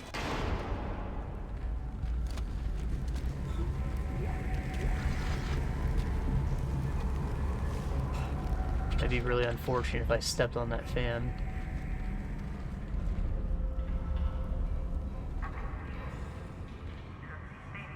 Oh, with the shadows. See that? Like turning into polygons for some reason.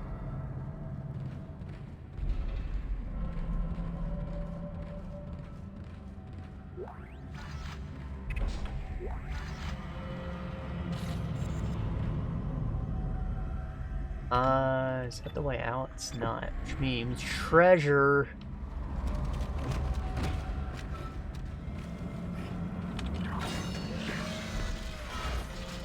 Oh, that's not treasure.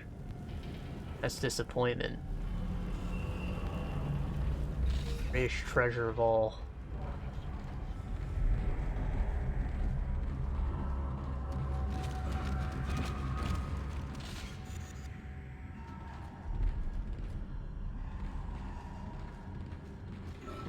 What else can we talk about?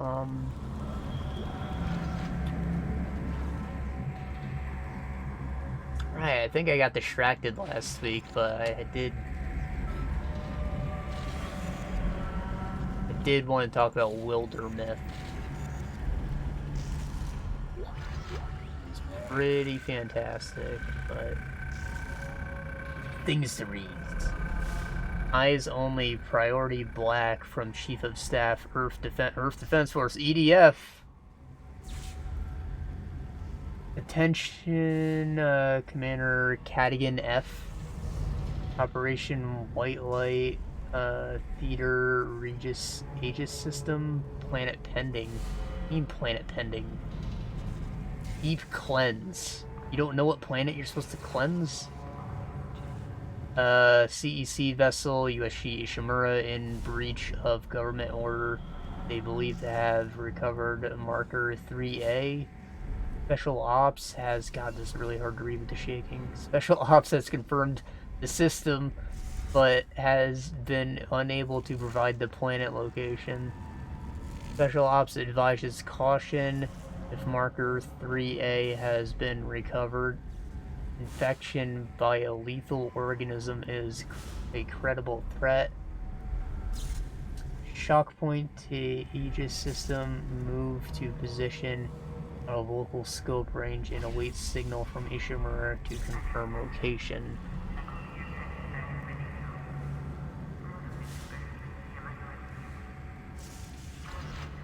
So they're hiding the coordinates of the planet from like a Star Destroyer cannon? Is that what I read? You don't want it to be blown up?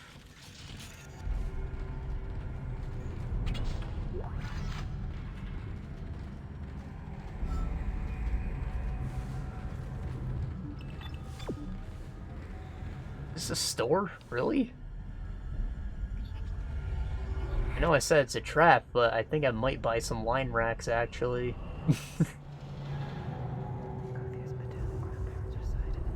Oh, look at all this free money.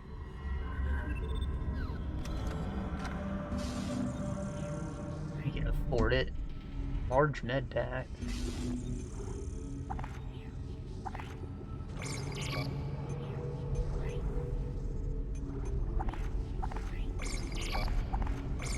We have hella stasis packs. Ear cans, those are useless.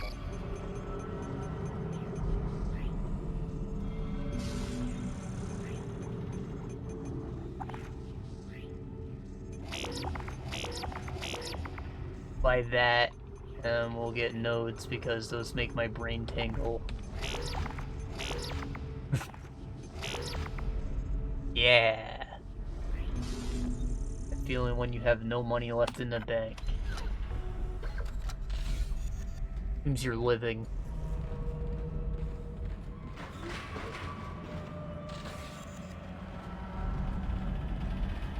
That said, I have a ridiculous amount of savings for someone my age.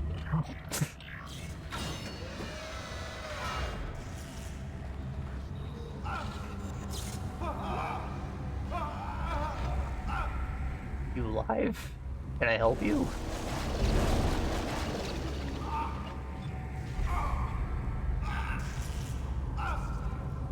Wow, it doesn't let me shoot him. I feel like I should be able to, though. Like, he needs help, man.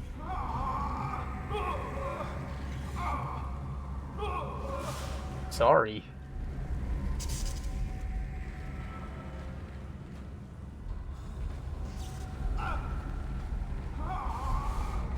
Pretty sure it let me stomp the other person's leg off before.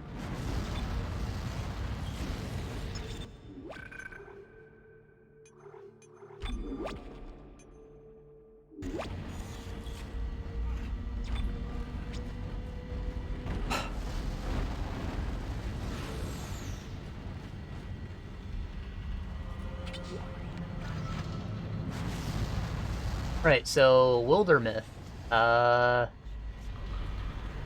It's a pretty simple tactics RPG, a la Fire Emblem or Final Fantasy Tactics, more specifically.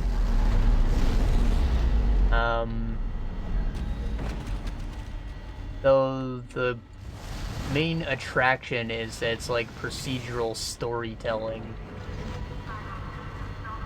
with a legacy system and permadeath on the characters. Again, like Fire Emblem, sort of. So you start out by making your party of 3, 1 for each of the classes, Warrior, Rogue, Mage.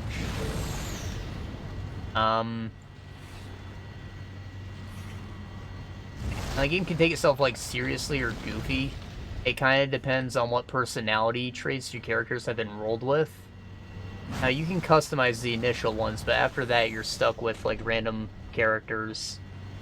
Were they to die, or if you wanted to recruit more, or if your characters had children and they grew up old enough to join the party.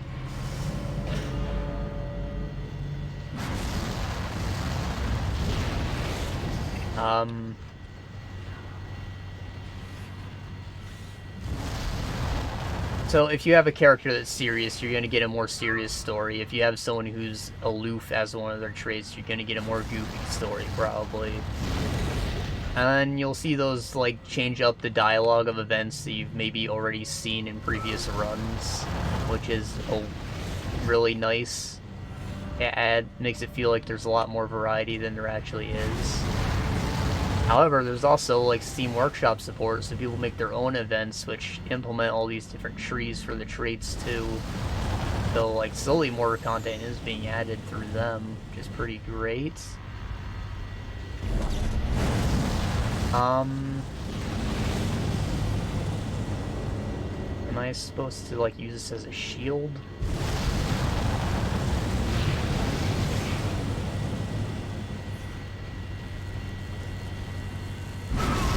Oh, what? Whoa!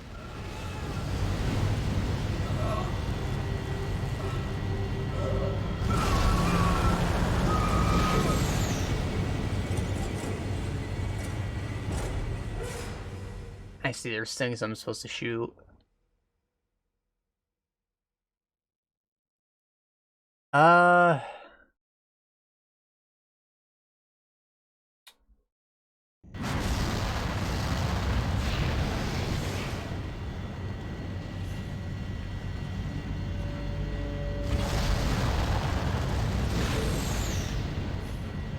So while things are kind of basic with it, the leveling is, like, elegant.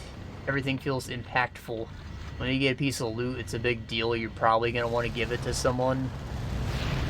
There's a lot of different equipment slots, so you'll get, like, belts, sashes, necklaces, rings, gloves, knee pads, helmets. Like, there's just a lot of slots, so your character usually gets a lot of stuff from the fat loot, which adds up as small bonuses and changes their overall appearance. Looks cool. But, like, you're not going to find yourself getting pointless loot that you want to sell ever. Sometimes you will when it's, like, a weapon and you've already got a better one. Where's this door? Am I taking the elevator to get in here? No, I just did it, but...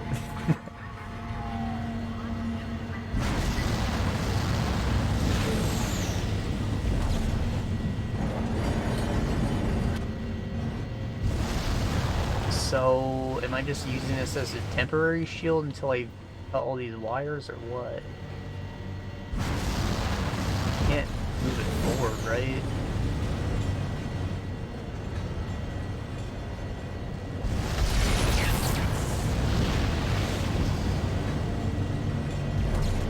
Probably have to get myself out this way to shoot the rest.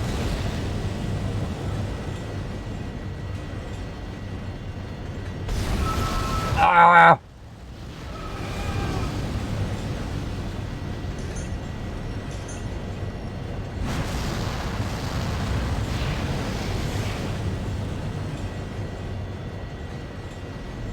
I think there's only 2 rows. The last one doesn't seem to have any LEDs on it. Means it's not for gaming.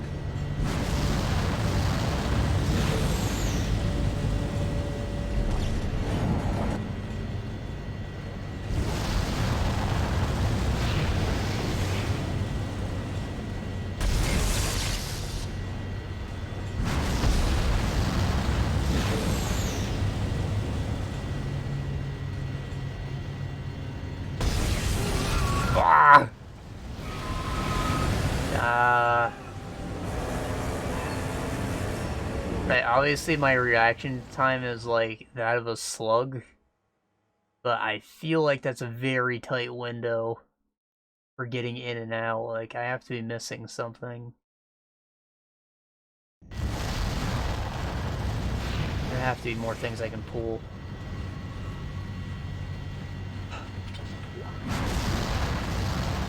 Right, so, like, the leveling is also elegant in that I think the max level for a character is 10, kind of like D&D, like, every time you level up you just get something really good, rather than leveling up often. Because that makes your slot machine brain go off, as we do in modern RPGs.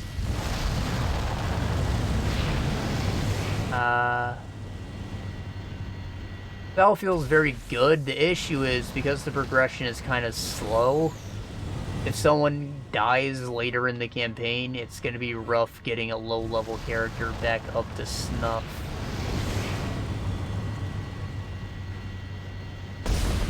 Which actually happened when I hit my second campaign. I was like, you know what? I think I'm going to put it on Walking Soup difficulty, or Walking Lunch, what it's called, the very hard. It says specifically it's for those who revel in suffering.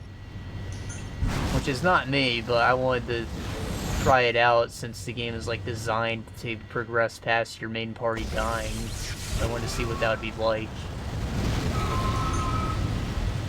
What ended up happening was I just got stuck in like an infinite death loop while invasions kept coming to destroy the towns. And we were just barely scraping by with like retaining the town, but by the time all that was set up and I had my party reassembled, another one would start and I would lose my whole party again. So I had to abandon that campaign. It was just bad luck. I had having a better go of it the second time.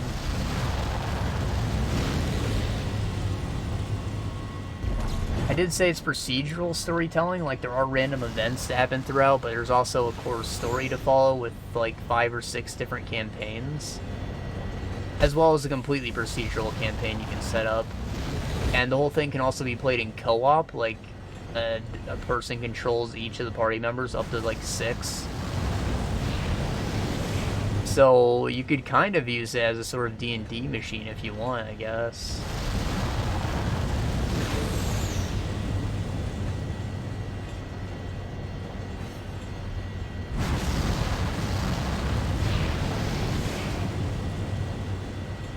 And when you hit the end of a campaign, you're able to like grant legacy levels to some of the heroes who made it to the end, who can then like be imported to future campaigns with some of their equipment and stats. So the higher legacy level they have, the more of their stuff they retain. Meaning the more campaigns you get them to survive through, the stronger they'll be when you import them later on. So there are some campaigns that are like scaled difficulty-wise to be made for legacy people exclusively. Engine power failure. I think that's cool. Is that it? You got it? Oh my god! You got it! That's the piece we need. Get to the crew deck.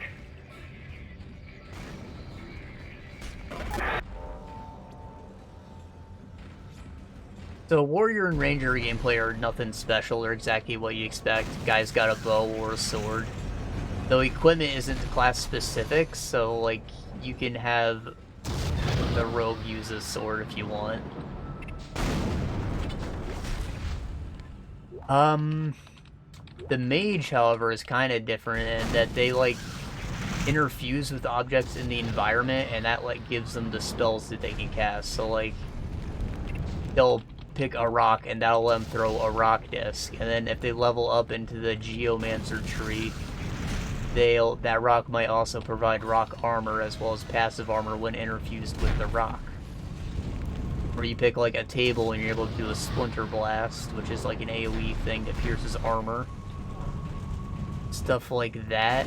And there's of course trees to affect all these different things, as well as granting like spells that you can just cast normally. And they're very complicated, but like a very unique take on a mage.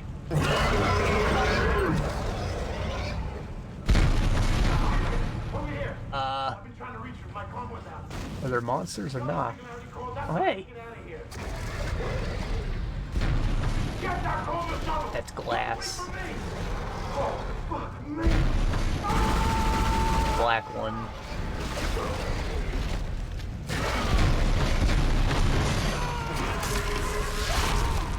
Oh, I still don't have to worry about him being a traitor now.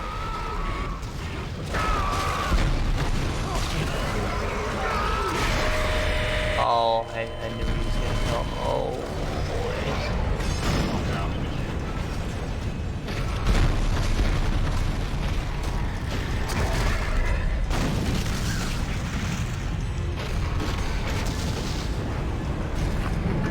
I'm some bitch.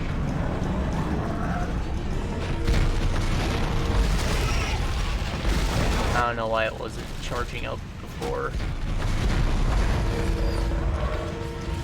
Down? Not dead, he's just...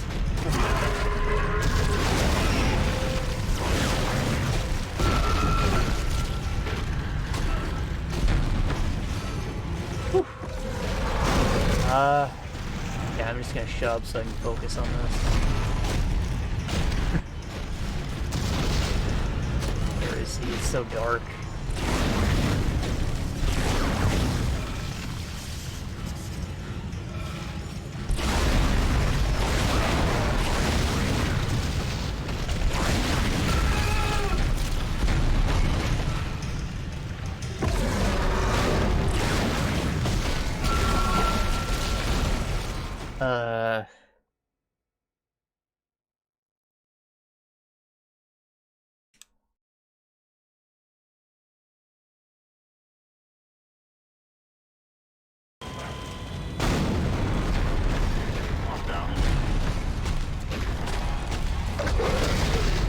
Right, so aside from the mages being unique, I don't think that there's too much to say about the gameplay. Again, it's very basic stuff.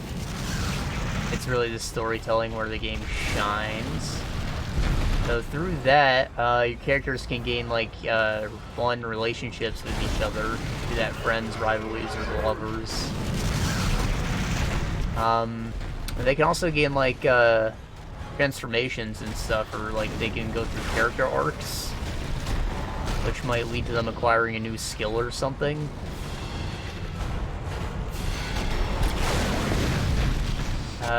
For example, my one guy, he had, like, dreams of where attacks were going to happen, and eventually followed them down, and we found a person who was, like, the protector of the forest.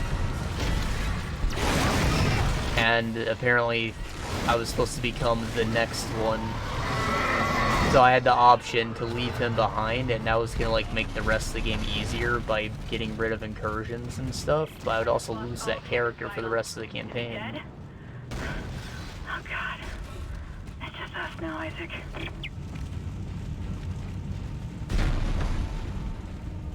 It was like a traditional tribal skill or whatever. I didn't explain it very well, but that's like one of the arc outcomes that you could go through, or you can turn it down, of course. I think you just get like a stat bonus for that. Or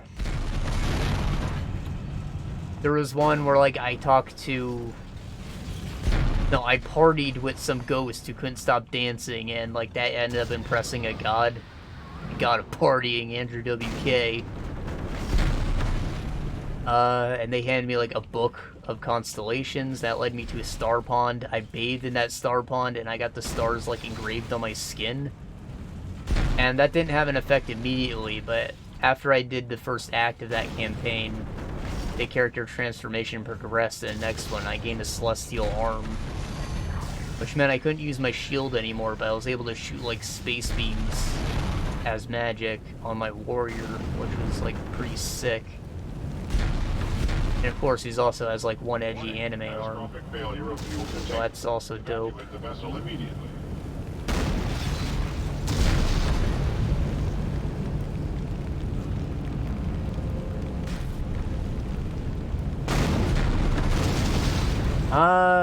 Catastrophic failure of fuel containment. Evacuate the vessel. vessel immediately.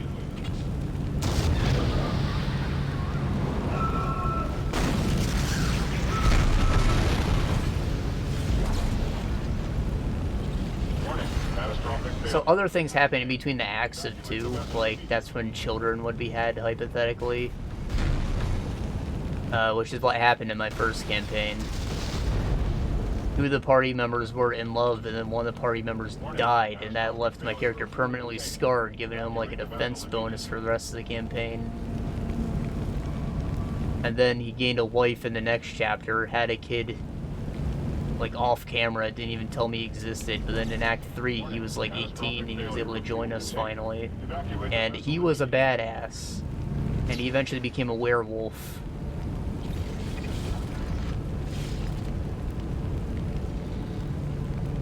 So that was pretty sick to have, like, the father-son combo, both of them warriors beating ass in the front together.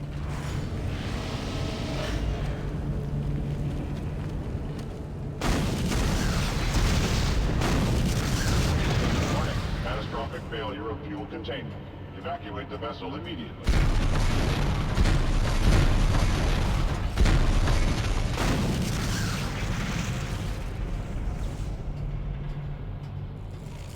Warning, catastrophic failure of fuel containment. Evacuate the vessel immediately.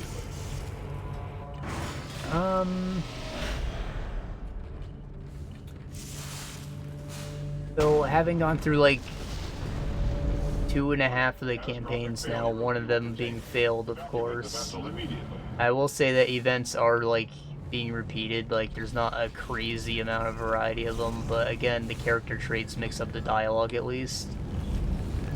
So that does keep things fresh.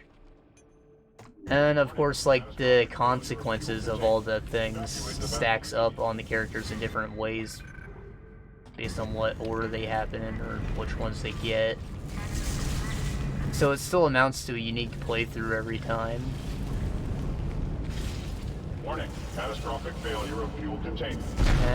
Yeah, it's just been a lot of fun to play alone. I'm sure it would be even better in co-op.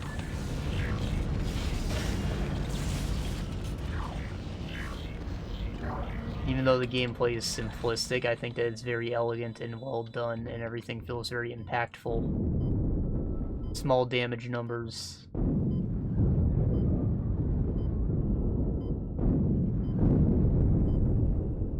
That means something to someone, I'm sure.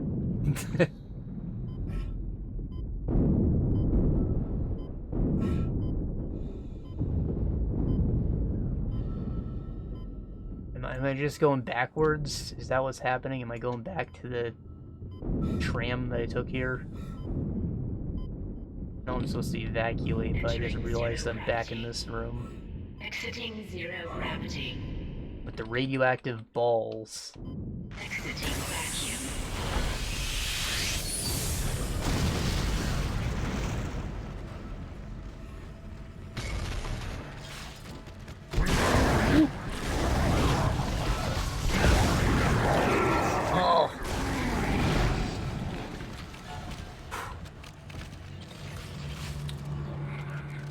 I have one large med kit and circuit board.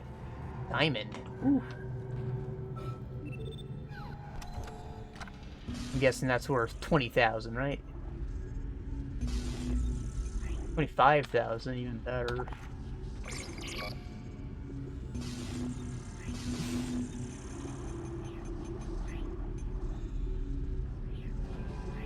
Horse gun sucks.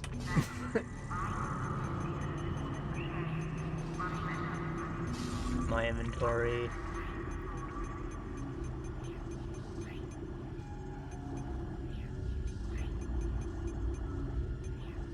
I'll buy a single line rack and a single med pack.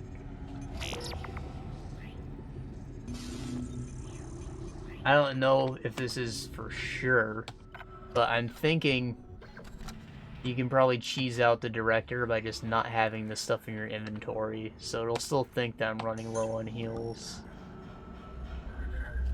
Hopefully drop me more, but I'm not buying more than I need.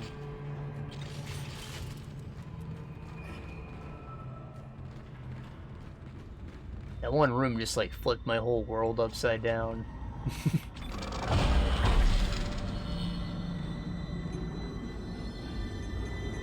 Alright. So I have a lot of plasma cutter ammo. Maybe I should actually invest some in this.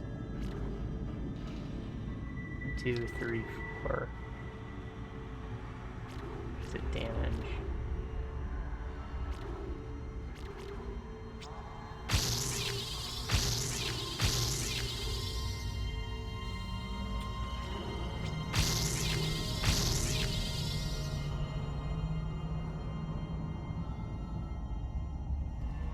I have 2 more, I can get another damage one. Which is probably the best thing, because damage means you're firing less. Less ammo consumption.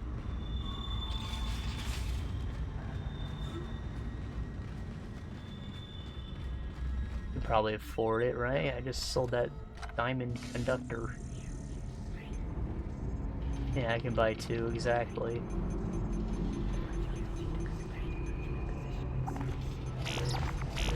Perfect.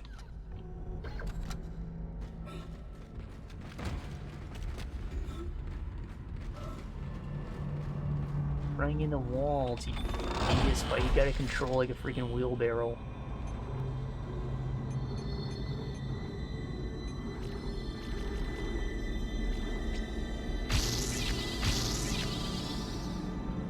Alright, max damage. We're probably never gonna touch that again.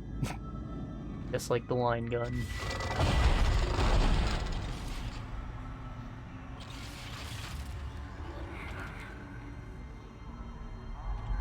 Okay.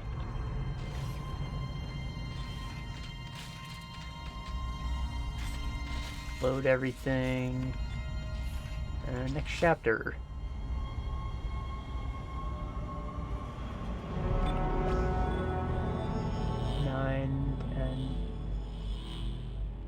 Got 2 more to go, basically.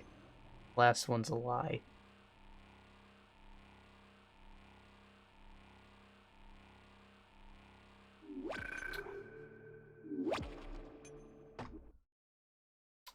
I think we're making good time still. We're probably going to beat it today. That is the hope. As long as we don't get into another room where we die 50 times.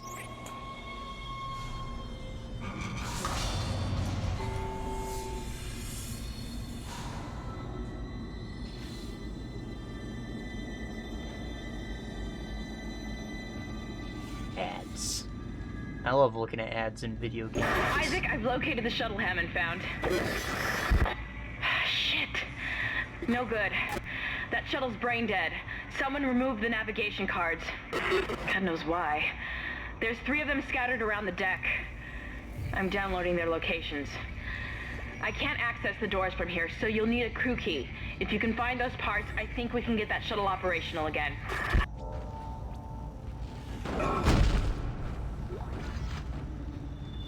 Yeah, I think this is like double meaning.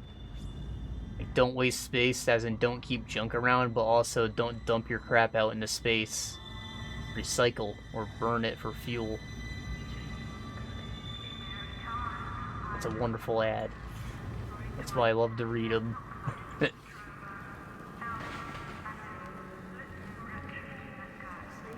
Crime was their passion.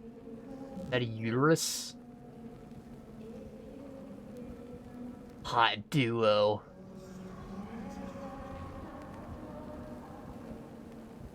Bronson fuel cakes. What is a fuel cake? Is that like G Fuel in like snack form? Wonder what that tastes like. Feel the titties. Coca-Cola? Kitty kitty? Bang bang. Rancid Moon.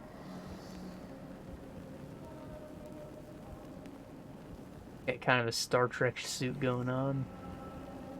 Star Trek tracksuit. Star Trek.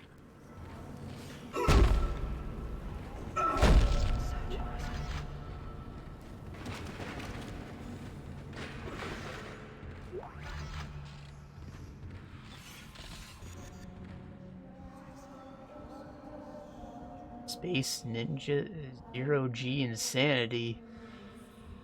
You know, I'd watch the shit out of that.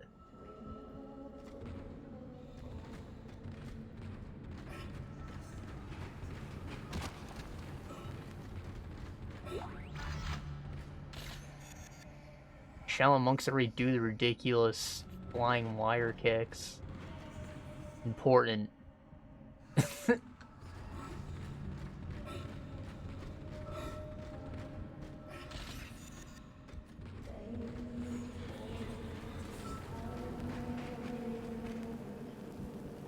Why is his face wrapped up like that? It looks clean otherwise.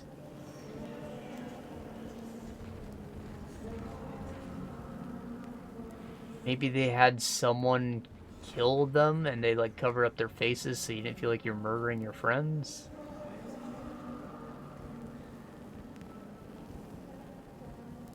Then again, this is also probably some cult shit happening. Because of all the writing you can't read. That's what I was looking for, treasure. More plasma cutter ammo. Thank God we upgraded it.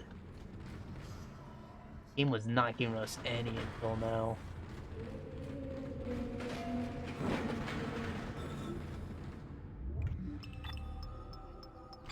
That's the way.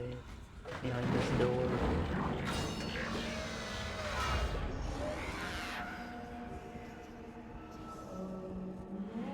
I think that's a dead end.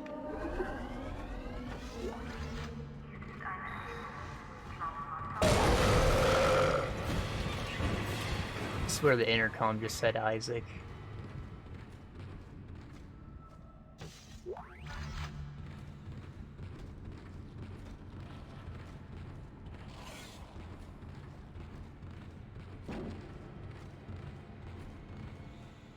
Zero G basketball? This is what the world needs. Slam ball. I think that's what it was called. What happened to it? Basketball and trampolines, so everyone only does dunks. Hype.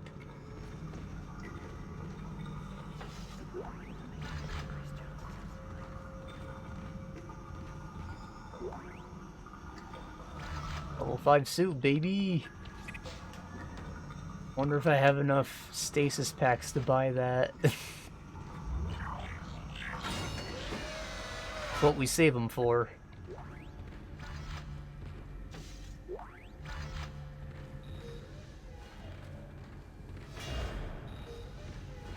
Locked lockers.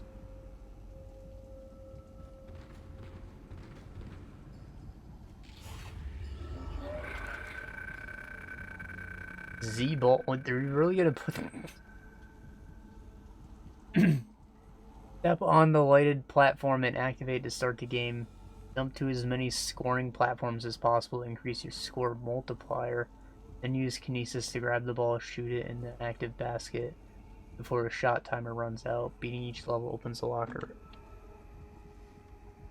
That's a lot of rewards. I'll do it once. Entering zero gravity. Entering zero gravity. I just want the treasure, to be honest.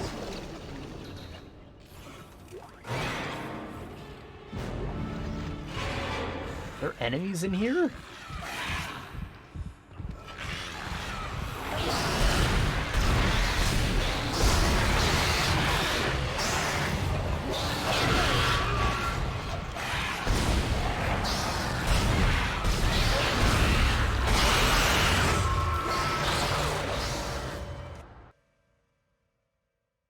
That death was half intentional.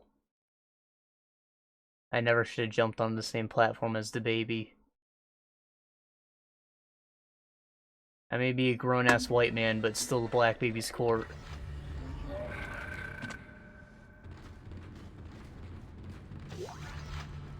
You just can't compete.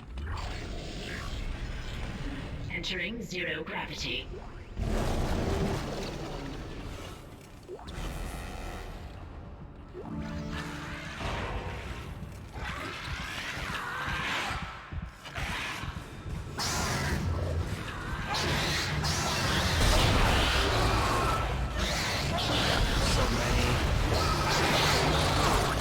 so many.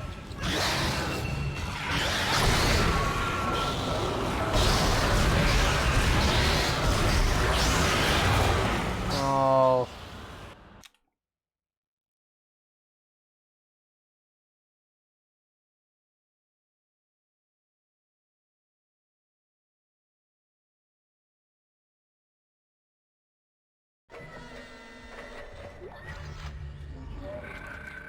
Yeah, I know the ones. Don't burn Rick Roll. Entering zero gravity. Rick Astley.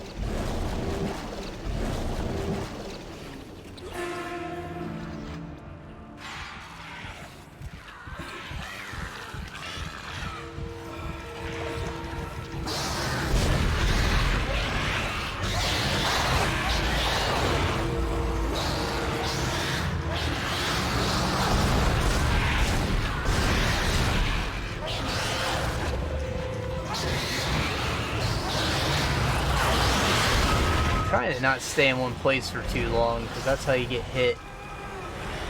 But I just end up getting hit because I lose track of the enemies.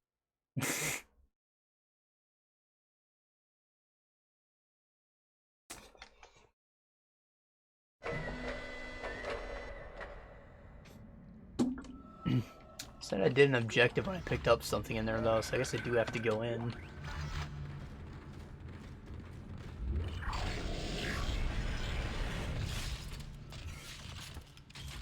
Maybe get some of these, that'll help. Entering zero gravity. I think probably one hits the children, right?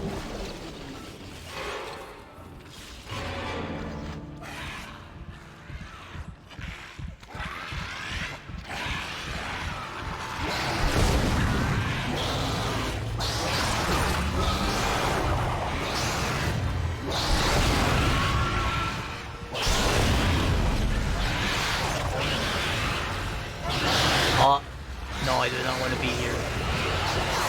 Oh, I don't even have to land on the platform, so I don't know why I thought I did.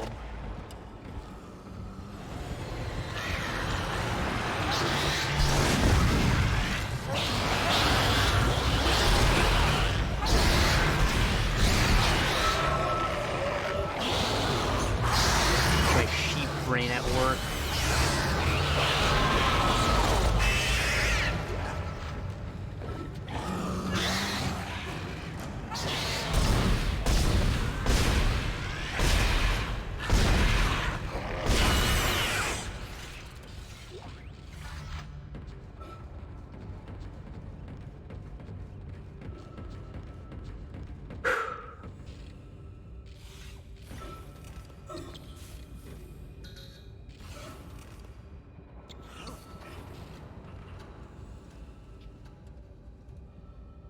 I got them all.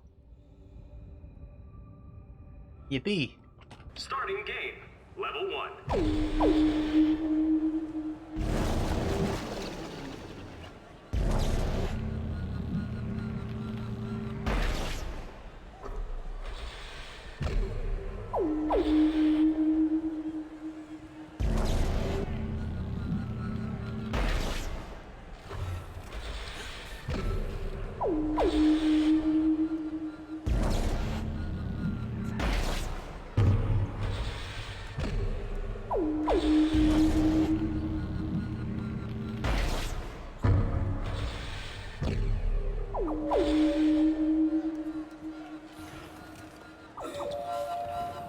Where's the ball? Where's the ball?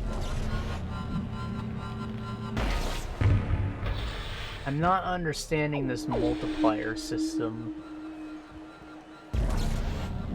It said there's a scoring zone somewhere. I'm assuming that's what all these things are, but like, how do I figure out what's the good and the bad? I mean, you probably want to be farther away, right? That's how it works in normal basketball, I think.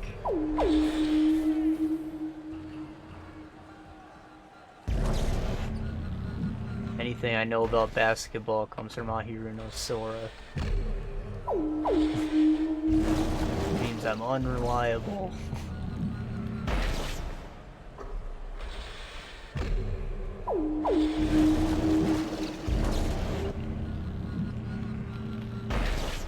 Asking about Quidditch, though.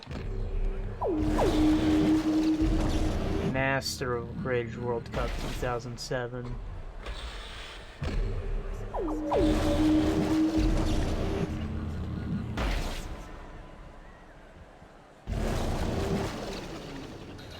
Crud. Game over. Yeah, I didn't understand any of that. Like, I threw the ball. It got me 1 point each time. And there was no multiplier. Wow, that's a unique sound effect just for the ball.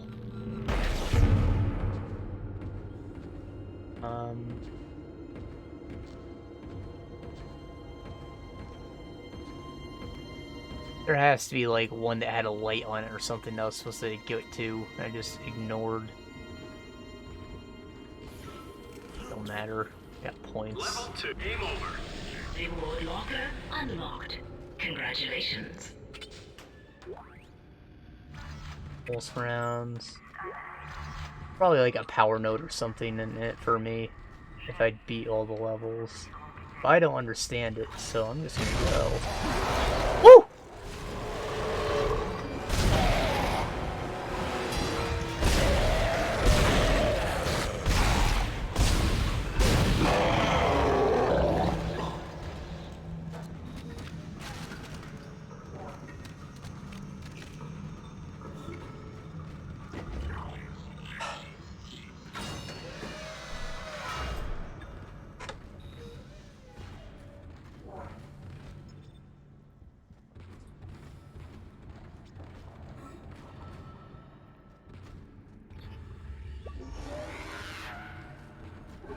That was all its own thing.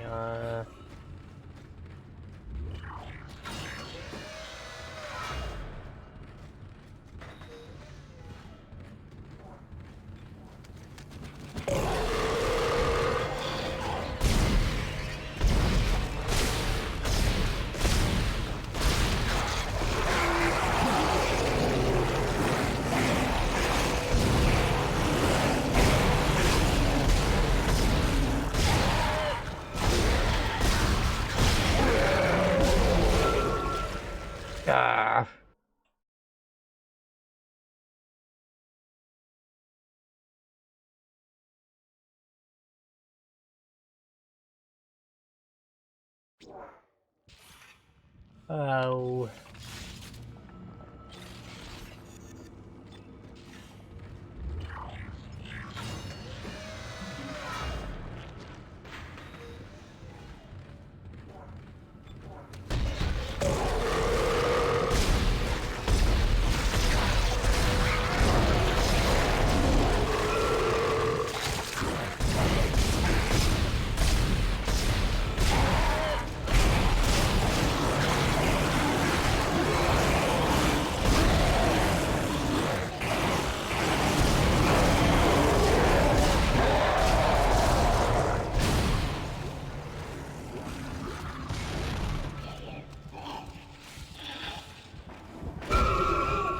What? Sneak boy, you come out of the floor vent, how dare you? Why is there a vent on the floor anyways? We don't breathe on the floor, we breathe in the ceiling and on the walls. No children.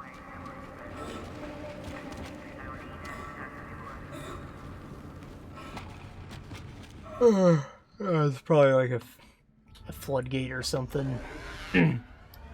Just dump water on the floor to clean this whole room real quick.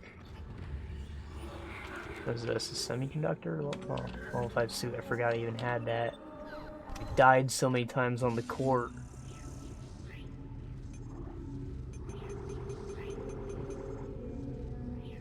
$60? That's like so much. I just sell all this.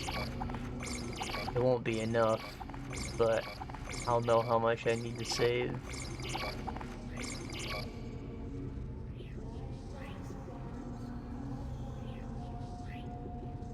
I'm tempted to sell the Force Energy, but I'll probably dick around with the Force Gun again at some point, I don't know. Just didn't seem all that useful.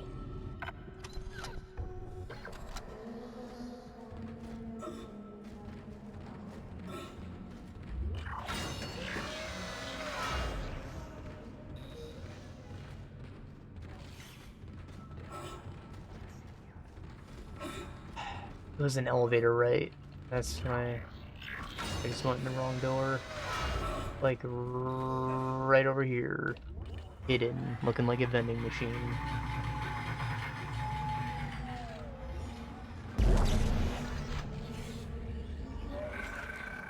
Database. United We Ascend. Is Unitology a new group?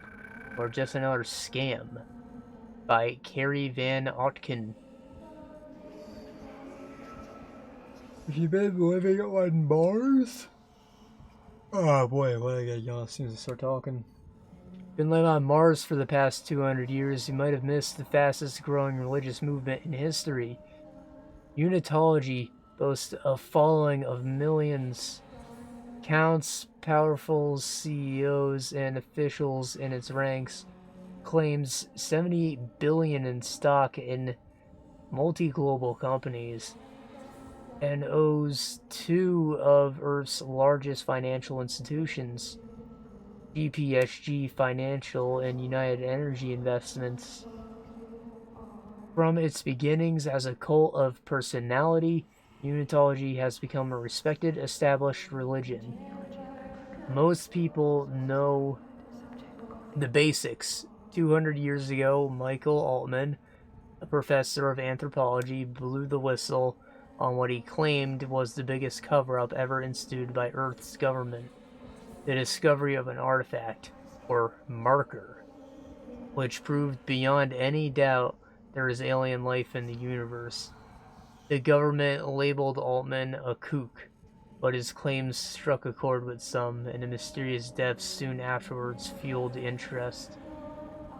Unitologists believe the marker contained a code, the key to eternal life. Why though? Through rebirth and ascension to heaven. The kicker is you have to die first. Well, I guess it does do that.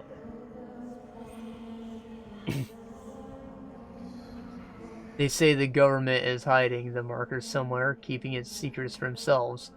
Across all human space, Unitologists praise Altman's martyrdom and await a day God comes to take them to new life beyond or death. It all sounds pretty harmless, but like any cult, there's a dark side. Unitologists are ranked in the church. Nobody ever talks about it, but most of the critics believe there are at least 3 ranks above the average believer, or initiate. With each new rank, more of the church's inner workings and research is revealed to a follower, and these ranks are achieved by one simple criteria: giving money and power to the church. Think taking all your money's bad? The church also requires members to donate their bodies after death. Why? What do they do with them? Nobody will say, and attempts to infiltrate the inner circle have failed. With their emphasis on transformation and rebirth, maybe we wouldn't like the answer even if they told us. One rumor that also refuses to die says the church is funding a secret shipbuilding program. Some claim to have seen their fleet. No documentary evidence has ever been supplied, but the claimants say the mausoleum ships, despite their huge size, continued on page 90. Okay. I hate that they didn't finish the sentence. Jeez.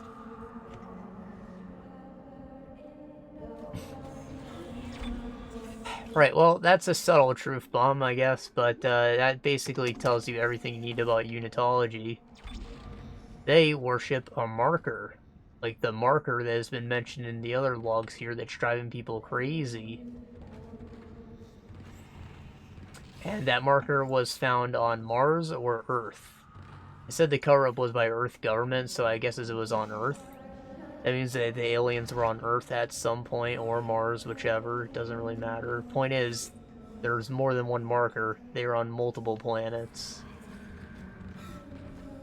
And it likely, since it was never brought out to the public, it's likely that infected someone's mind and got them to start the cult.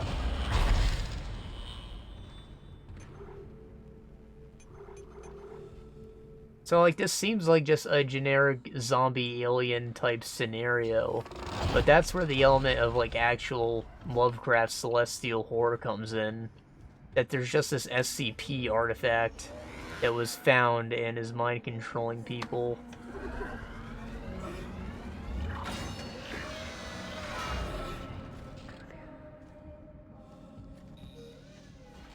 That's arguably scarier than any of the monsters.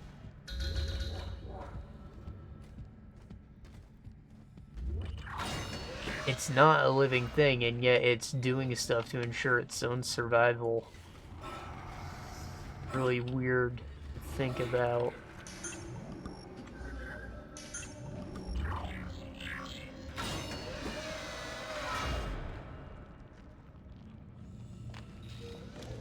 What do you cling to when all must seem so utterly hopeless around you? Dr. Cross was a true believer. She had faith. And now she awaits her transformation, her rebirth. Are you ready to ascend the Temple? Of course you are. Have no fear. You will play your part soon enough. Witness the conviction of a true believer!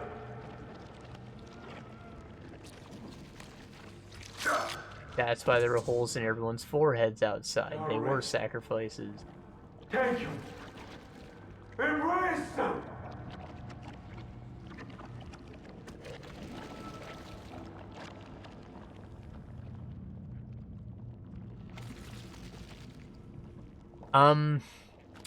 Right, so the other thing that note, like, implies is that this ship was likely sponsored or built by one of those major companies that the Church of Unitology owns, and that's why there were so many Unitologists on the ship. So while it seemed like it was just a normal mining vessel, and I'm sure a lot of people only came here to mine legitimately, it's very likely they knew there was a marker here because the other marker told them, and they came to retrieve it and spread more zombie disease.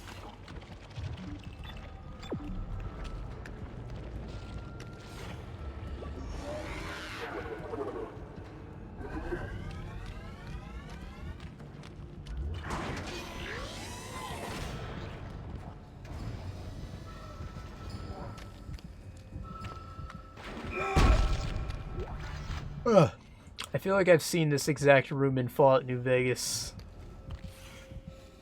But these shelves would be lined with Nuka-Cola Quantum quartz.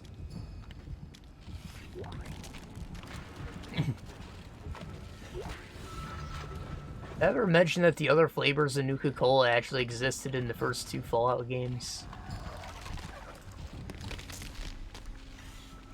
I don't think I did, but I think it's weird that, like, Bethesda only chose to keep the plain and the quantum variant when they made Fallout 3.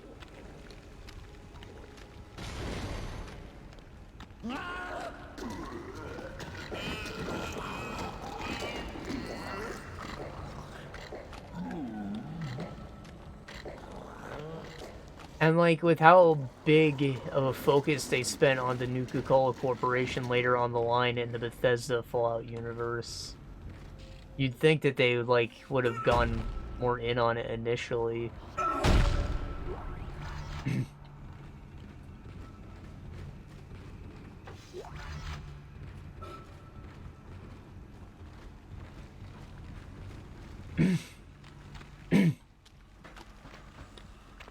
Even if it wasn't going to be their whole focus, they definitely, like, moved the whole thing in the direction of, like, a critique or political cartoon about, like, capitalism and America in general. Which is specifically why they picked DC as the setting for the 3rd game.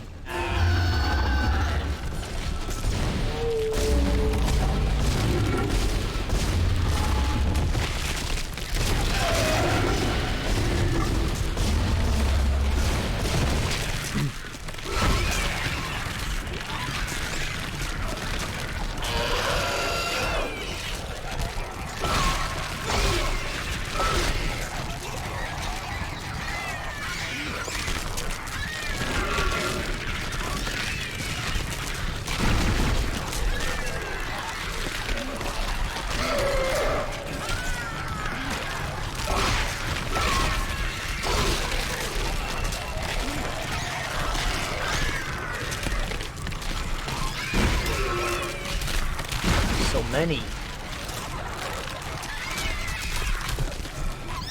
Hold on, this thing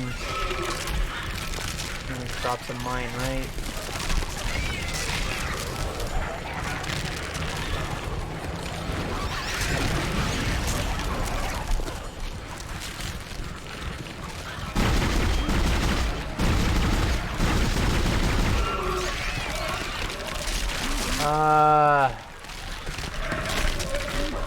God, the sticky crap on the floor is killing me.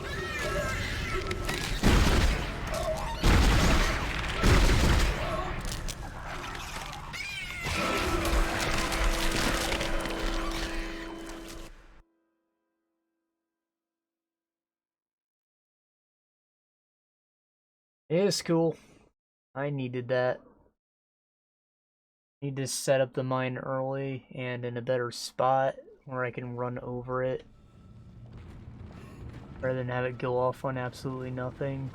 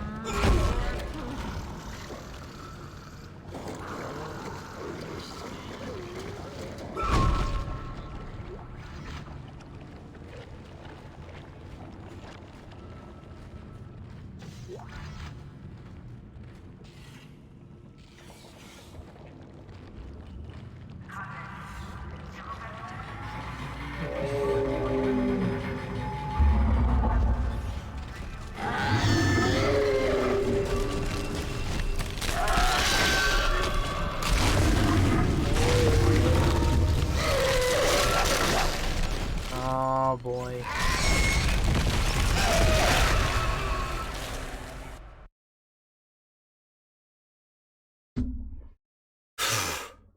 It's cool.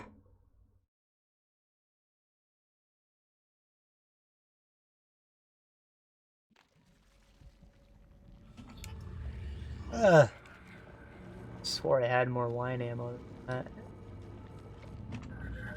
Alright, it looks like the pulse rifle is what I should be using.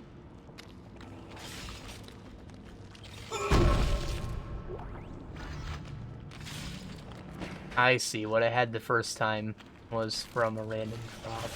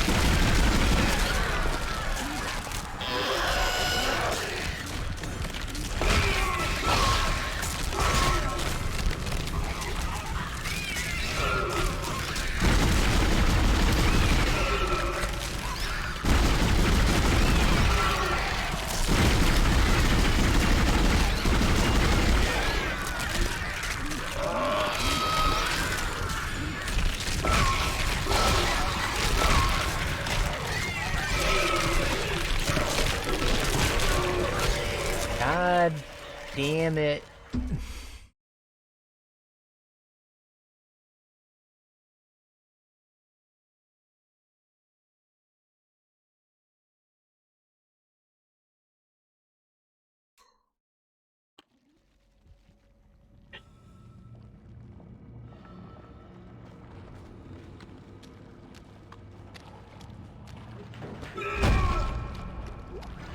There's just so many, bruv.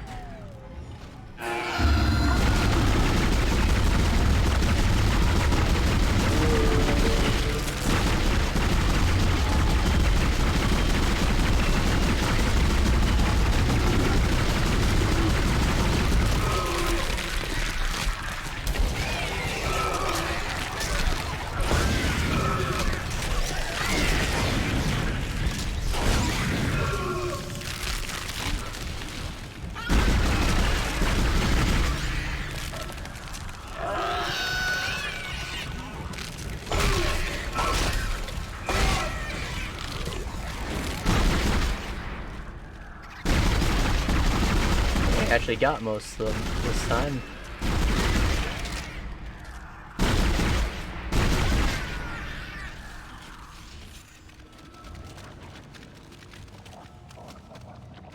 Can't tell if that's alive or not. Probably just the physics bugging out. The Skyrim effect, as I call it. It's Havoc physics.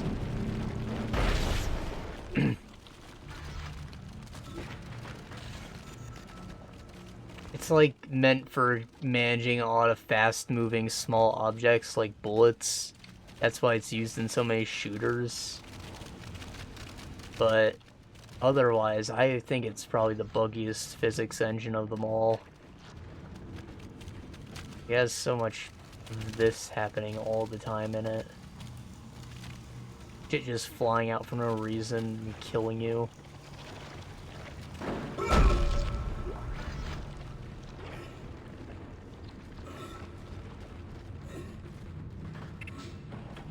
A lot of people think the Unity physics are bad. That's just because the developers don't know how to use it.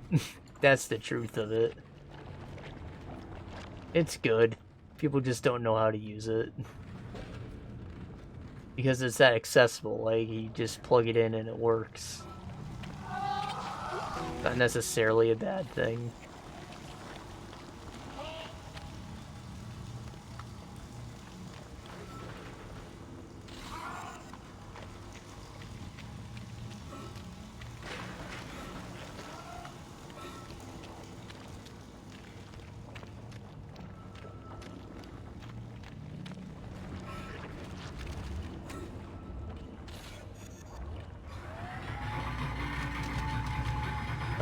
Please tell me I got a medkit. I do. Got 2. Nice. Nice, me lord. Mr. Clark, I really must speak with you. I'm very close to your position, and I know you want to hear what I have to say. I can explain all this. So what happened? When you have the nav cards, I'll let you into the security station. We must talk. Hurry.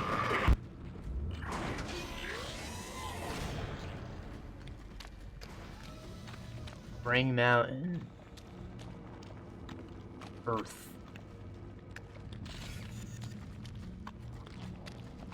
Is that treasure? It's probably just a light.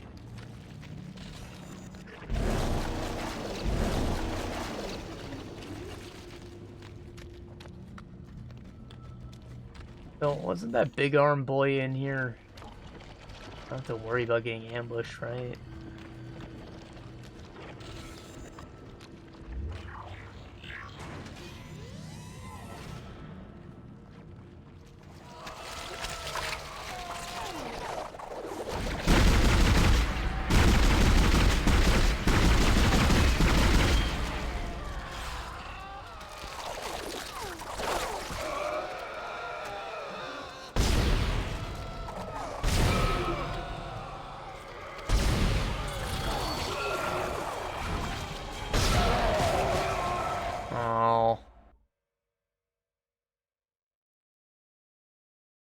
Oh, there's so much shit in this room.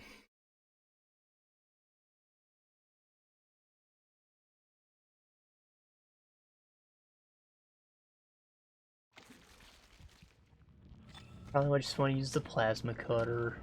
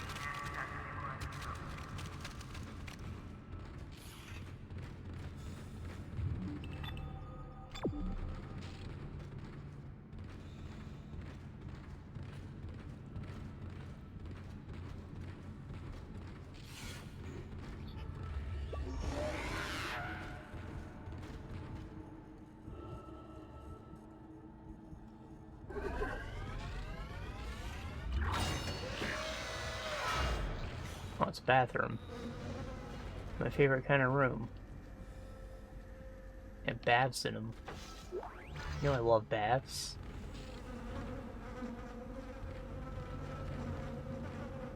Ew.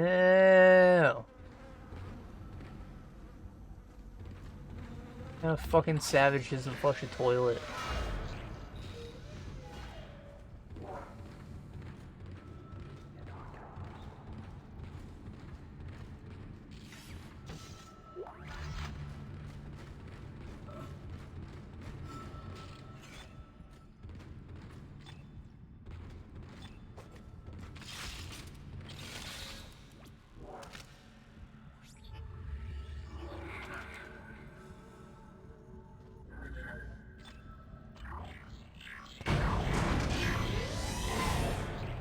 Lavender.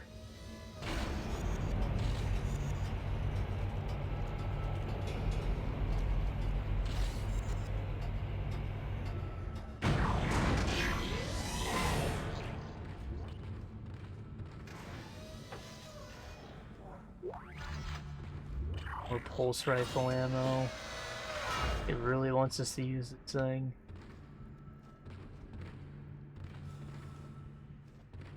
Yeah, it's a safe point right there. The life support system in Sleep Block B has been shut down. You'll have to find an override nearby to get to the door.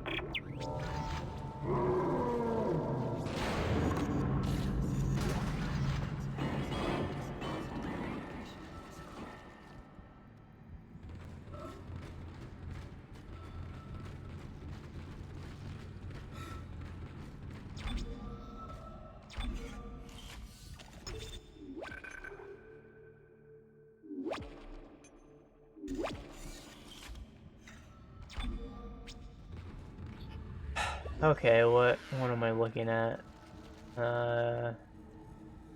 Small space, only a couple of rooms.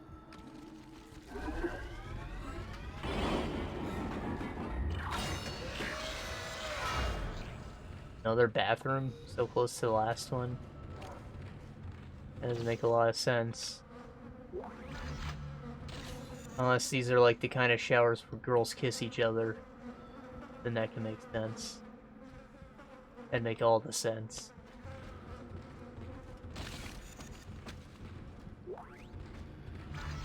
Oh, it's gotta be, right? Nah. Nah. I lied. This one's definitely the men's room.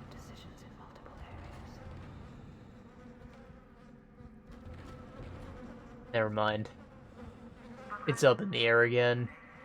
I was gonna say women are fucking disgusting.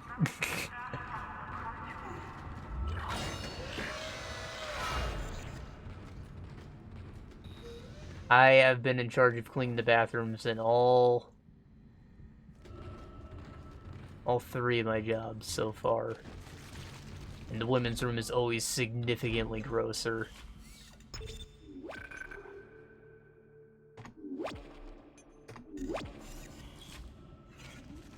They don't flush as often. They always leave their bird's nest on the toilet, covering their butt sweat.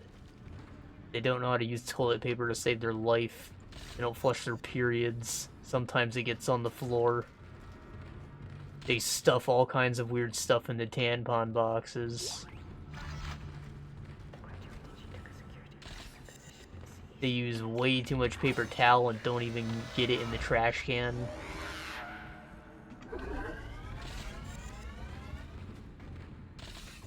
And then somehow you still find pee on the toilet seats.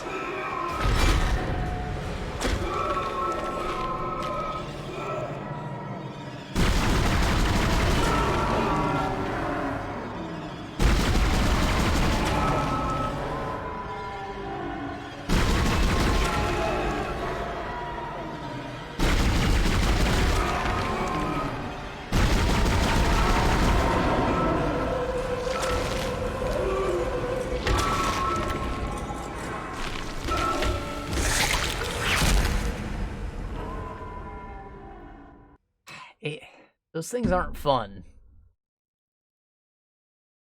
Alright, I'll go ahead and say, they just aren't fun.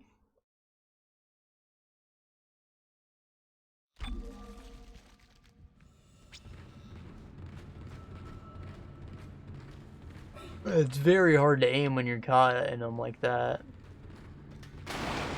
And you only have like 3 chances to get the hits off before it auto kills you. Like, kinda fucked up, man.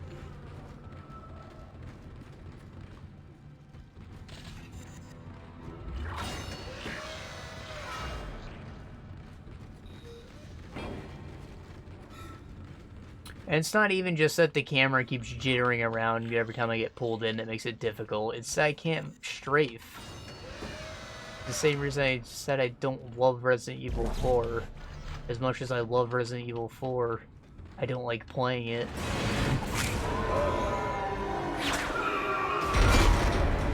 Because you have to stop to aim, and like, that's so fucking difficult to me.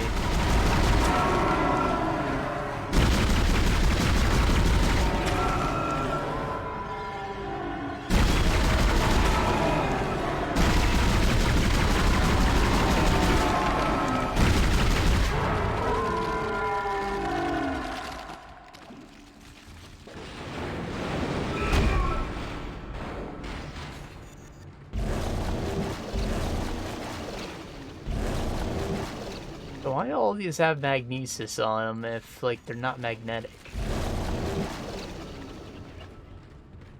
Are you supposed to mag grip yourself onto the top bunk? Or are these supposed to be easy to rearrange? Why do you need to rearrange them?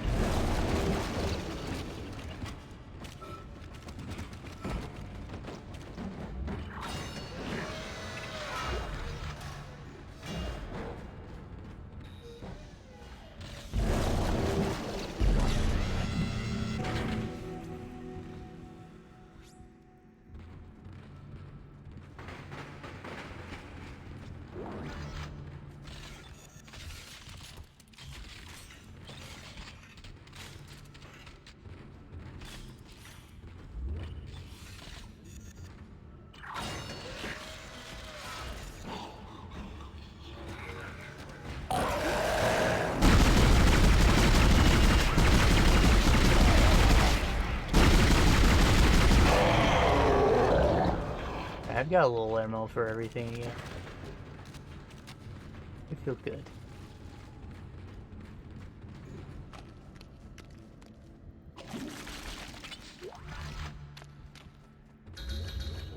I hit the door over, right? Why isn't that door unlocked?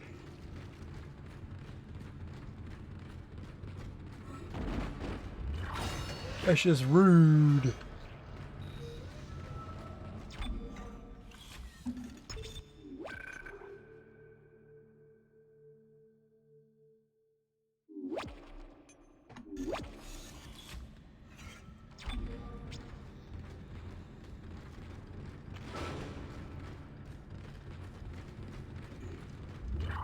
Life support and climate system malfunction. Hazardous condition. Please contact repair specialist. Entering vacuum.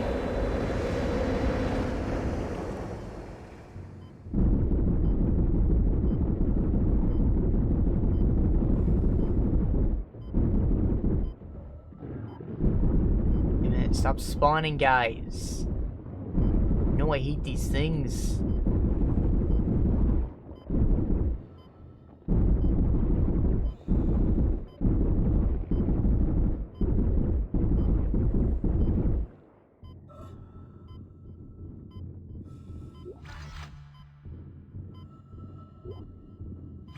Life support and climate system malfunction.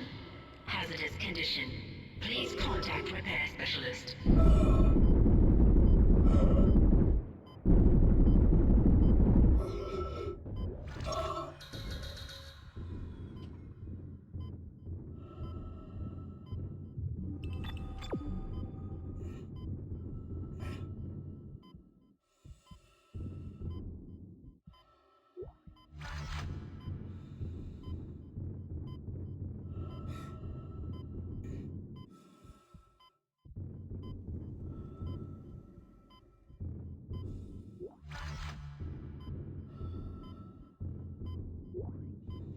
Life support and climate system malfunction. God, it's giving me so much line rack ammo. Condition.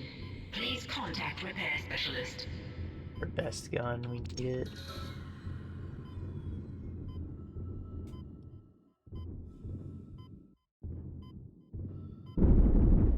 Baby.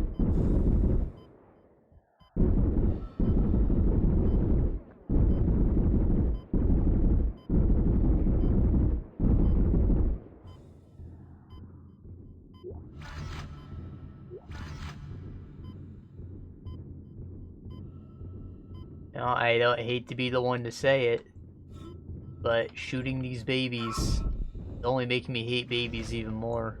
Life support and climate system malfunction. They're such a pain in the ass to shoot. Please contact repair specialist.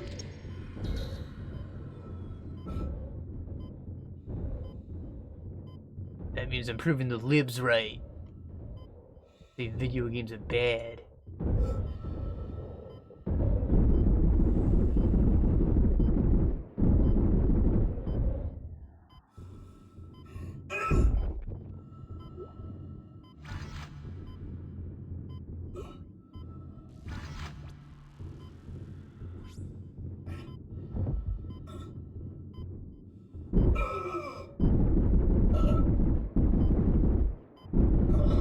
Life support and climate system malfunction. Hazardous condition. Please contact repair specialist. An air specialist.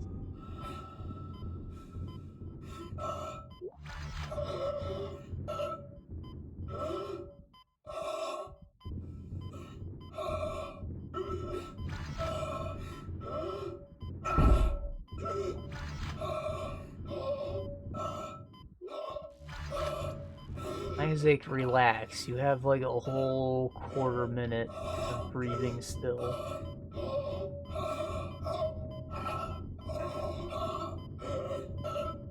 Life support and climate system malfunction. Hazardous condition. Please contact repair specialist.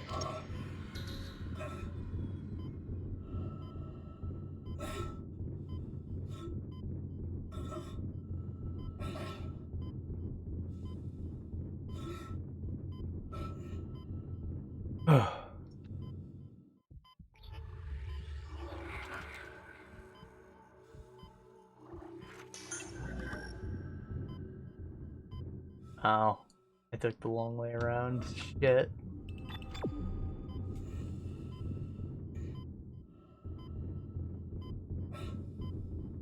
Exiting vacuum. Life support and climate system malfunction. Hazardous condition. Please contact.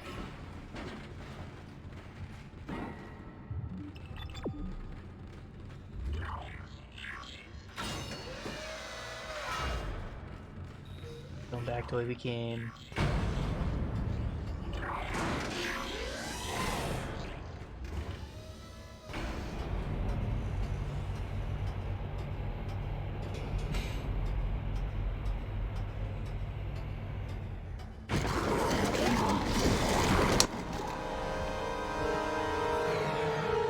God, I almost just choked on my water. That guy was still around. Son of a bitch.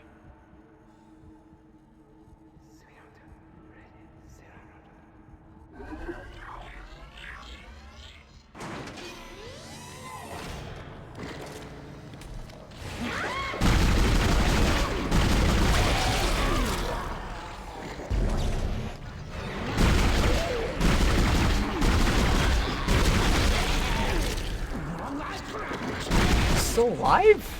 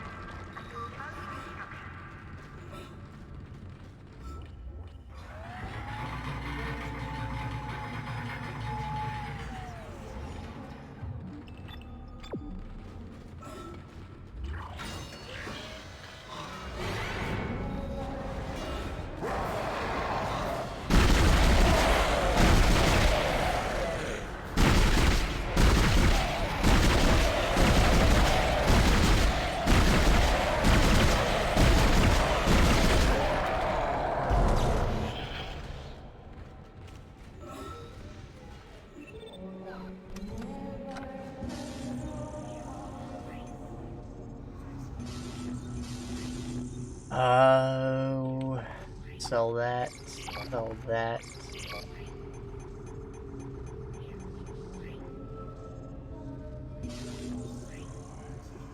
We're almost there. Oh boy. Almost there.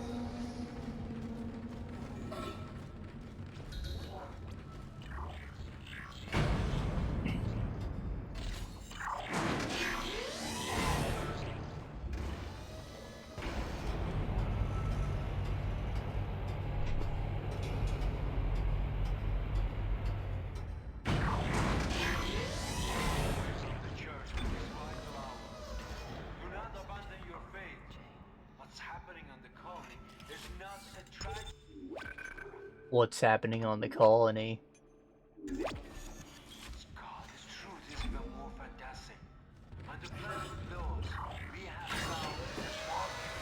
God's plan is unfolding and we are its inheritors.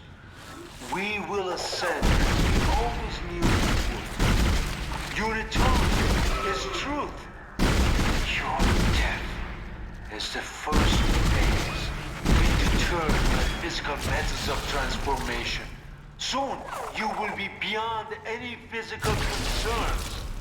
You must have faith, fools. This is what we have been searching for all these years. This is what we have been waiting for. Don't listen to them! Come back! Come back! How can you be turning away from the church in this vital hour? Do not abandon your faith. What's happening on the He sounds like Farengar's secret fire. It's God. This truth is even more fantastic. On the planet below us, we have found a marker. God's plan is unfolding and we are its inheritors. We will ascend as we always knew we would. Unitology is truth. And your death is the first phase. Be deterred by the physical methods of transformation. Soon, you will be beyond any physical concerns. You must have faith, fools. Yo, me the fat loot. Yeah. Yeah.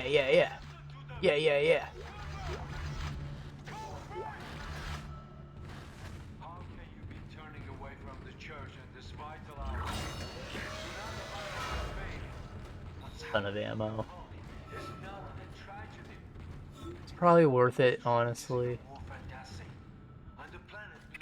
I'll use it.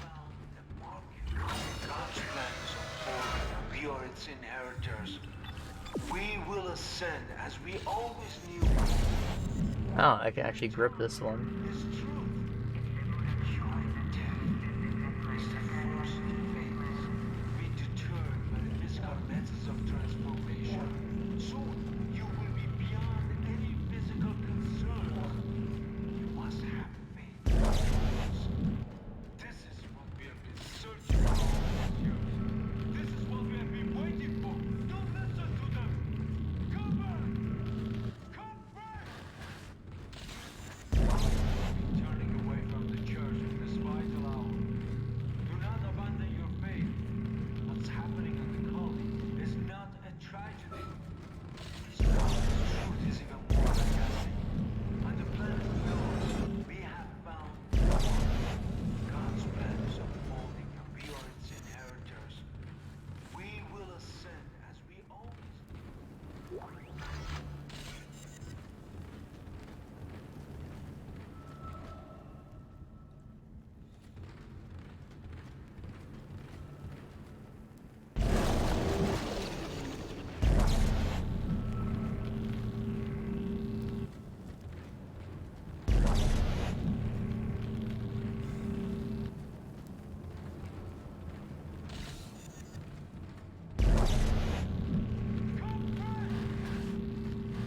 How can you be turning away from the church in this vital hour? Do not abandon your faith.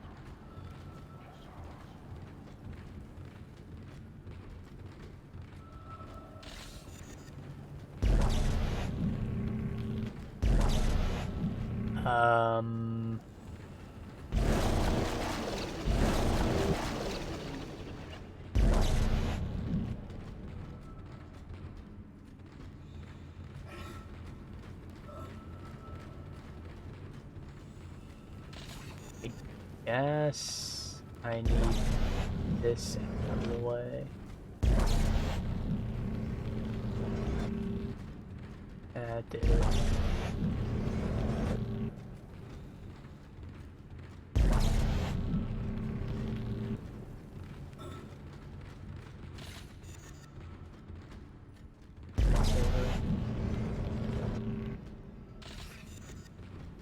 Go.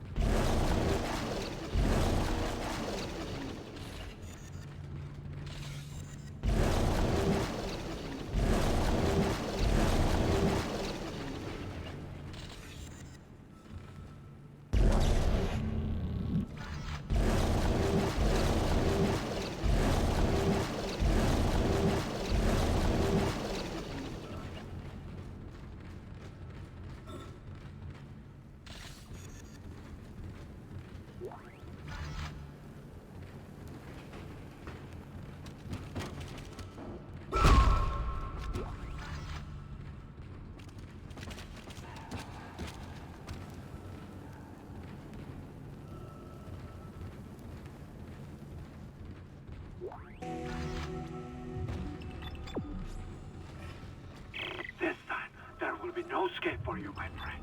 You have been most resourceful up until now, but my creation is free. Reborn in the fierce heat of life itself. Now it's time to play your part. I think that's the regenerator.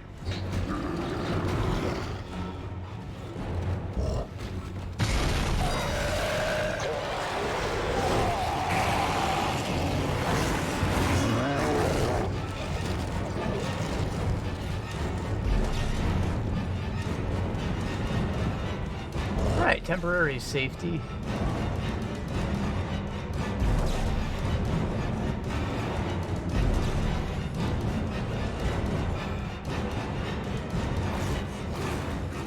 Now we run.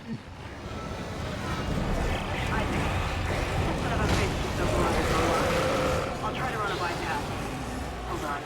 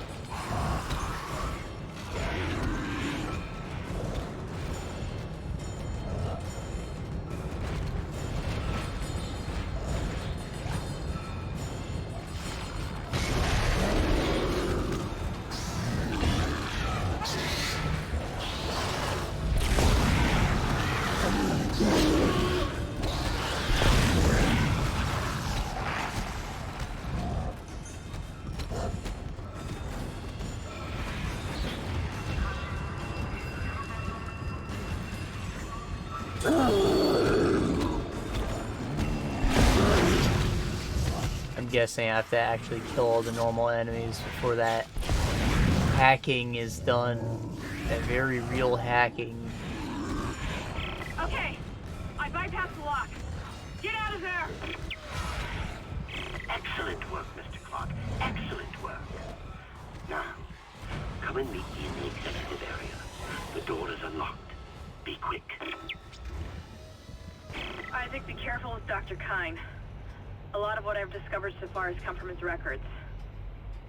The man has clearly gone insane. He might be unstable, maybe even violent. I mean, your ex said the same thing about you, so I think I can trust him.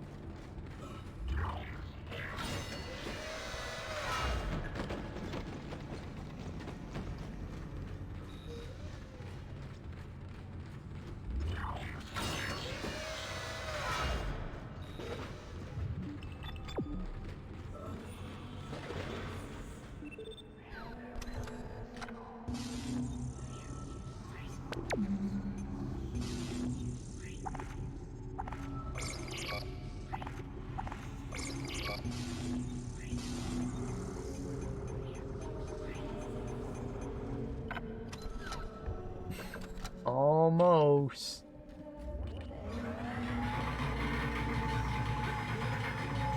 Probably don't even need the armor.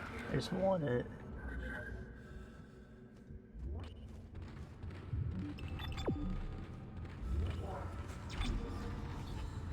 Nodes I have, just one. Hold on to it then.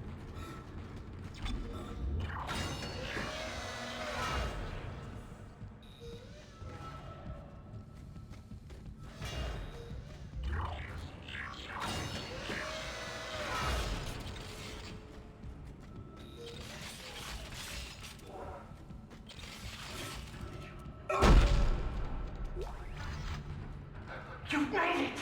Oh, thank God you made it. I've been following your progress. I know you want to repair the executive shuttle and leave this place, but escape is impossible at this point. The shuttle shock point drive is destroyed. No. Don't lose hope. Don't lose hope. At first, I lost hope. I tried to scuttle the ship, sabotage the systems. But Amelia, she changed things. The church, they think the marker is divine, but they don't know what's happened here, what's been released. Look. Look at this.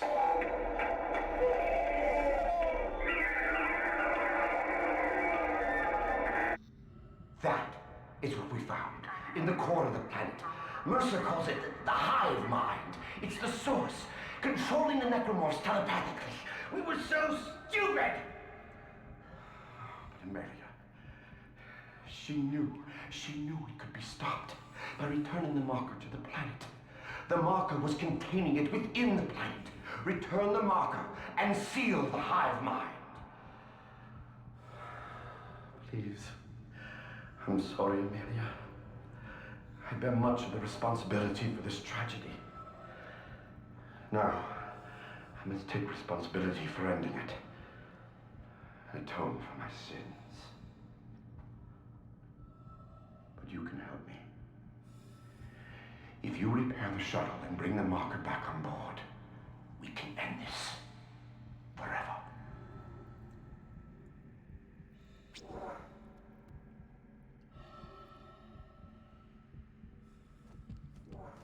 I totally zoned out for a minute there. Not gonna lie, I'm a little sleepy. I've been awake since 6 a.m. It is currently midnight.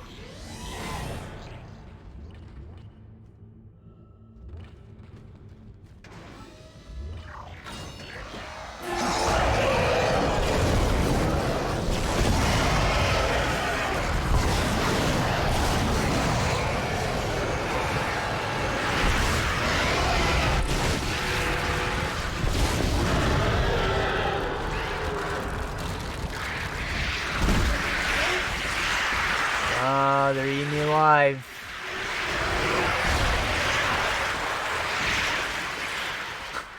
You see that one grab my head?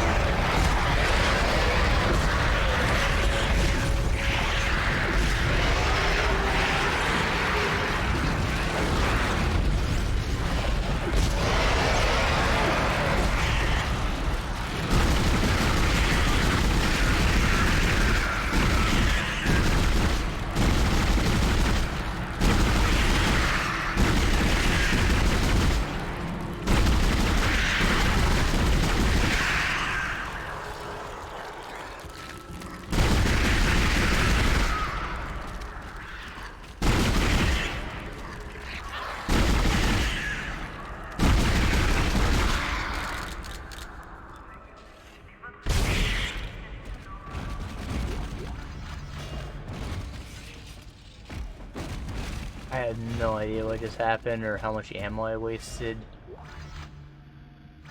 No, I feel like that chair was probably a good idea, even though it wasn't mine.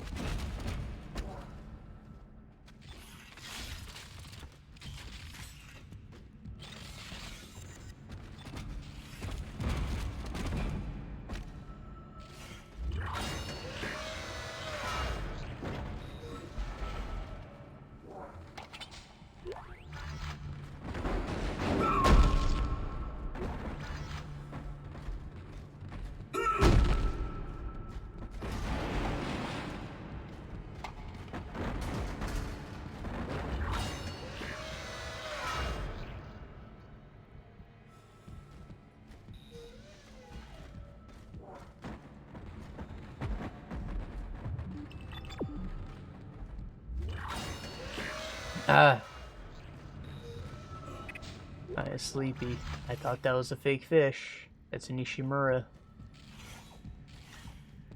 Isn't Ishimura a fish? Sounds like it would be. Person log, White D, First Officer, Goodman, Unis. Unis are running the ship. Known so far. The log of who is a unitologist.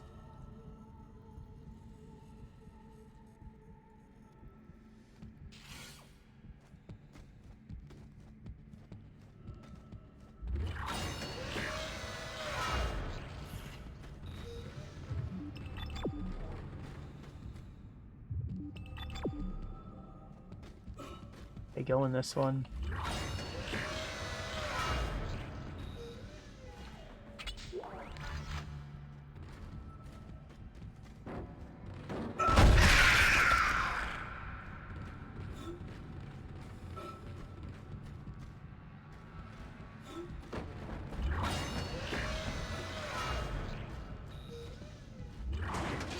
That was kind of funny. I wonder if it was always like that, or if there's just a small chance to find a monster inside a crate.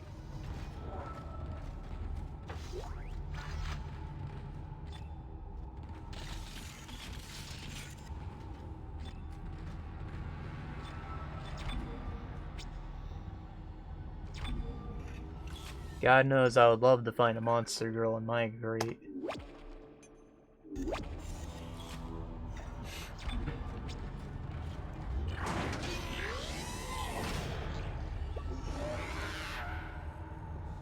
We're approaching the end of this area. Yeah, there's the shuttle we're trying to fix up.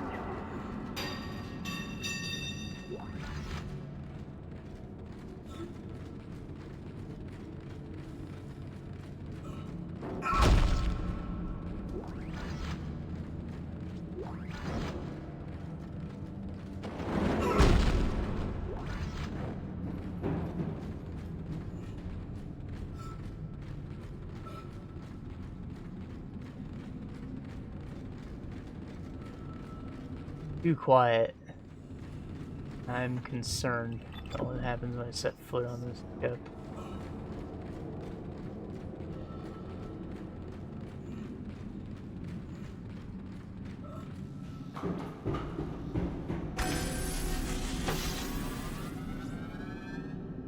Excellent, excellent. Wait there for me. I'm on my way.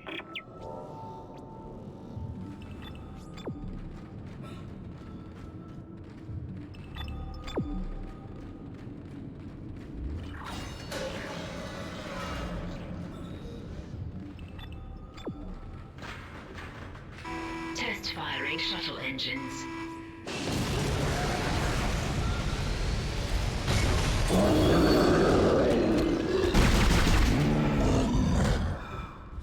I see, I have to incinerate it, just like RE5.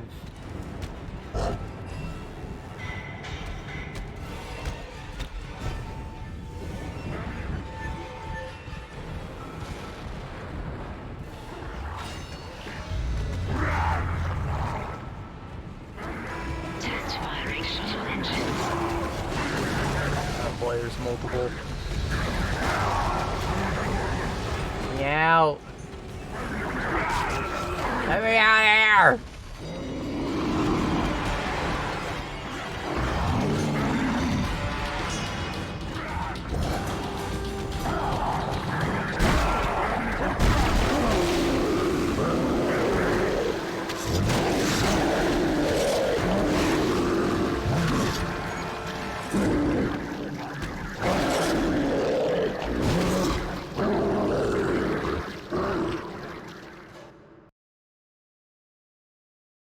Your guy just playing his hype band that whole time.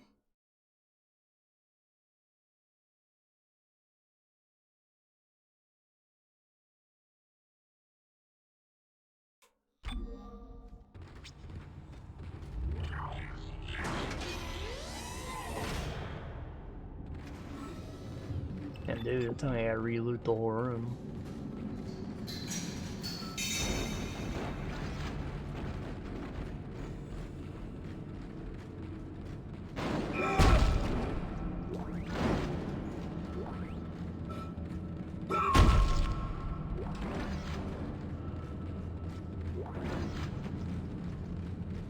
Let's make that not happen next time. I'll just have to go save again.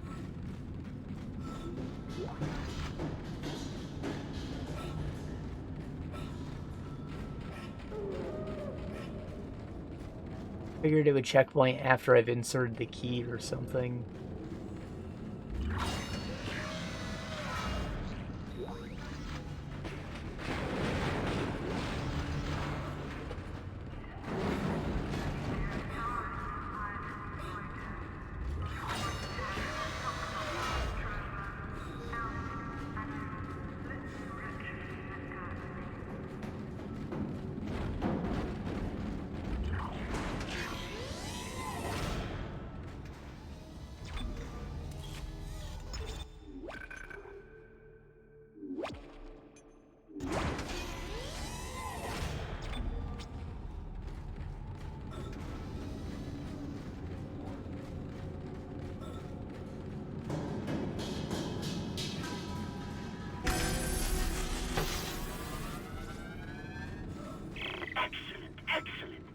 Wait there for me. I'm on my way.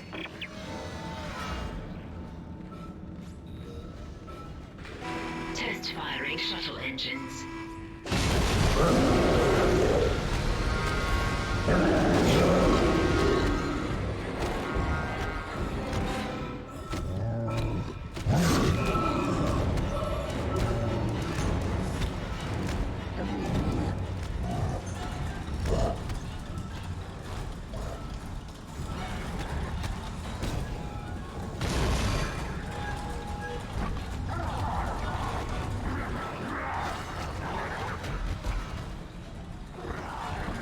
Test firing shuttle engines.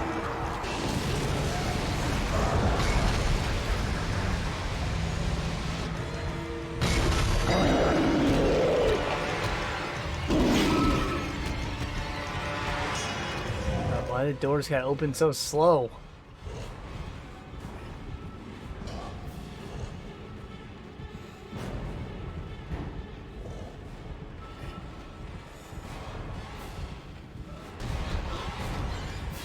So I guess I have to like break his legs on this spot. Get the job done. Since I don't have stasis anymore.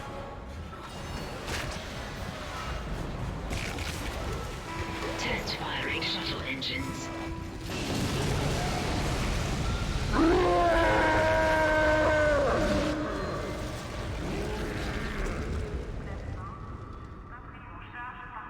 There should be another guy though, right? Unless I just got lucky.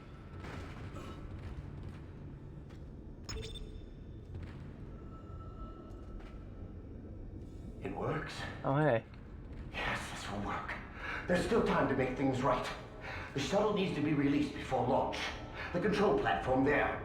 I need you to guide the undocking procedure while I start the shuttle's engines. This will make us whole again. Hurry! I'll take the shuttle up to the flight deck where the marker's being held. This will make us whole again. That's not a good thing to say.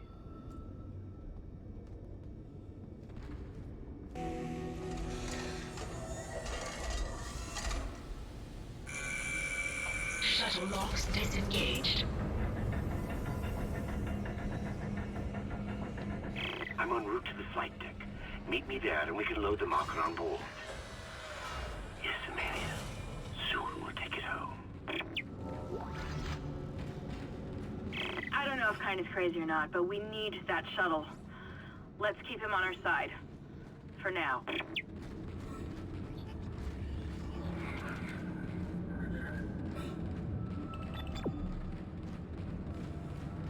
Alright, I think that's the whole floor. We just gotta move into the docking bay, and there we are doing exactly what you said. We are loading the marker onto the ship. I think that's the whole thing. Like, I'm pretty sure it's just a big open space arena, and I'm literally just telekinesis guiding the marker to its destination.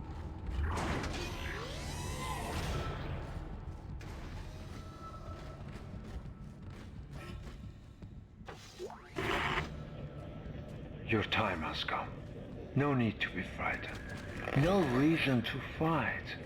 Many have gone before us, and now it's time for us to take the voyage together.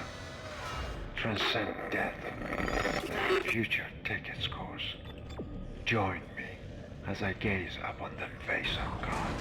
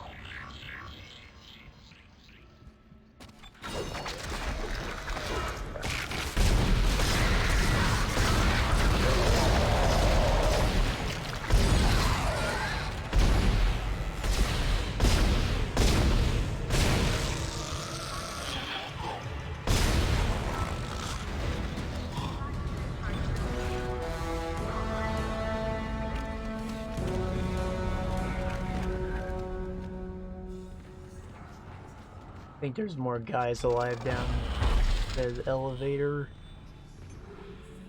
I don't gotta worry about that right now.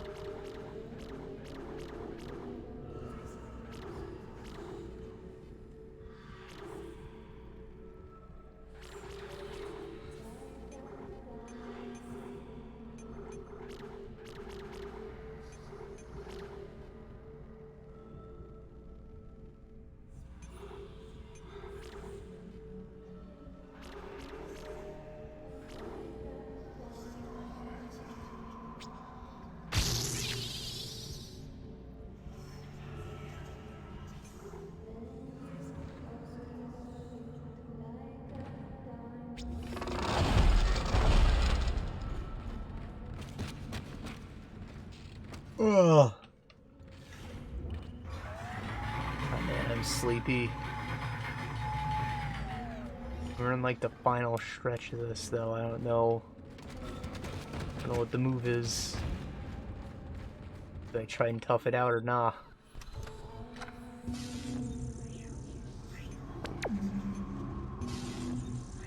I'm like really self-conscious of falling asleep with people watching. Not even just the embarrassment of doing it on stream. But like, for some reason I feel like I talk in my sleep, which, to my knowledge, I don't. My brother has had night terrors, so like, he does sometimes, but like, not me. But I'm so afraid that I will. And I don't know what I'll say. But like, or I say a lot of things I shouldn't say already, awake. God forbid I say anything much more horrible. I'm sorry, I'm so sick.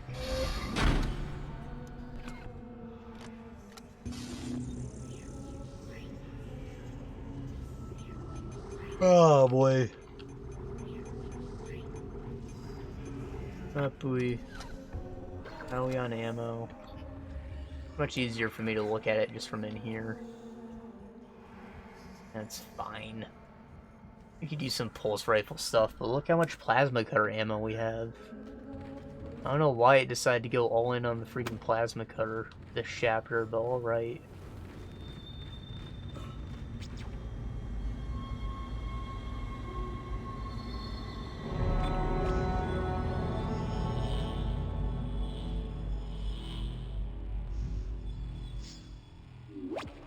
Alright, how are we on time? 3.5 hours.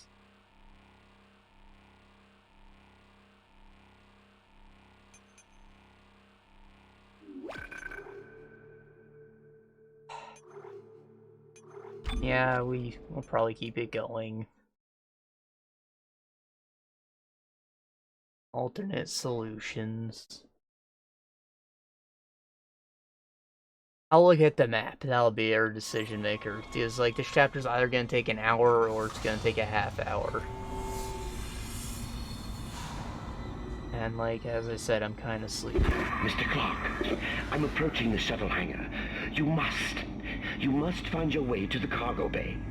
The marker, it's being stored in there. There's a cargo loading lift there you can use to deliver the marker up to the hangar. Please, you must help me with this. It's the only way.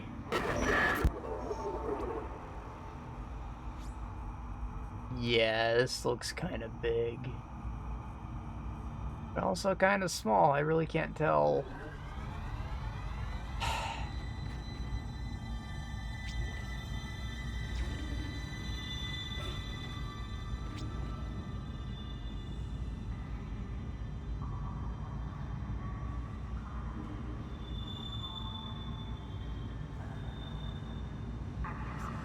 Yeah, fuck it. I need to take a nap. We just saved, so we're good on that. I don't know, there's probably like an hour and a half or 2 hours left of the game. So we might have a shorter stream next time, or I might come up with what we're gonna do next by then. And we'll do something with that.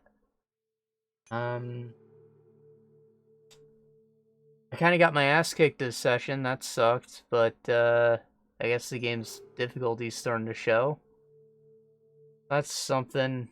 It was all just bad luck. I didn't have the ammo I needed for the weapons. For the good weapons. But I guess we've got that all sorted out since we danked out our plasma cutter, so that's pretty sick. This next chapter should be pretty action-packed, and then we of course got the final boss of the last chapter coming up to be excited for. God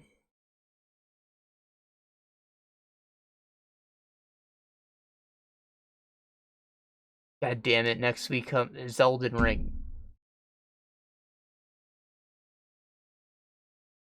That's gonna take my whole week. So, you know what? It's probably good that we're gonna have a shorter stream next time then, because I'm just gonna want to do that, like, all day of my life, I'm sure. So, yeah. Yeah. Be back in a week. I'm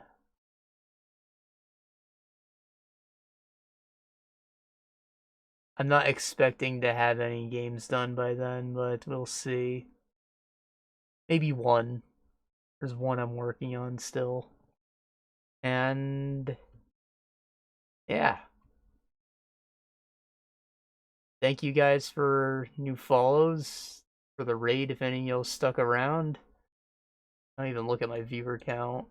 Yeah, one of you still here. Thank you. And see you later. Bye.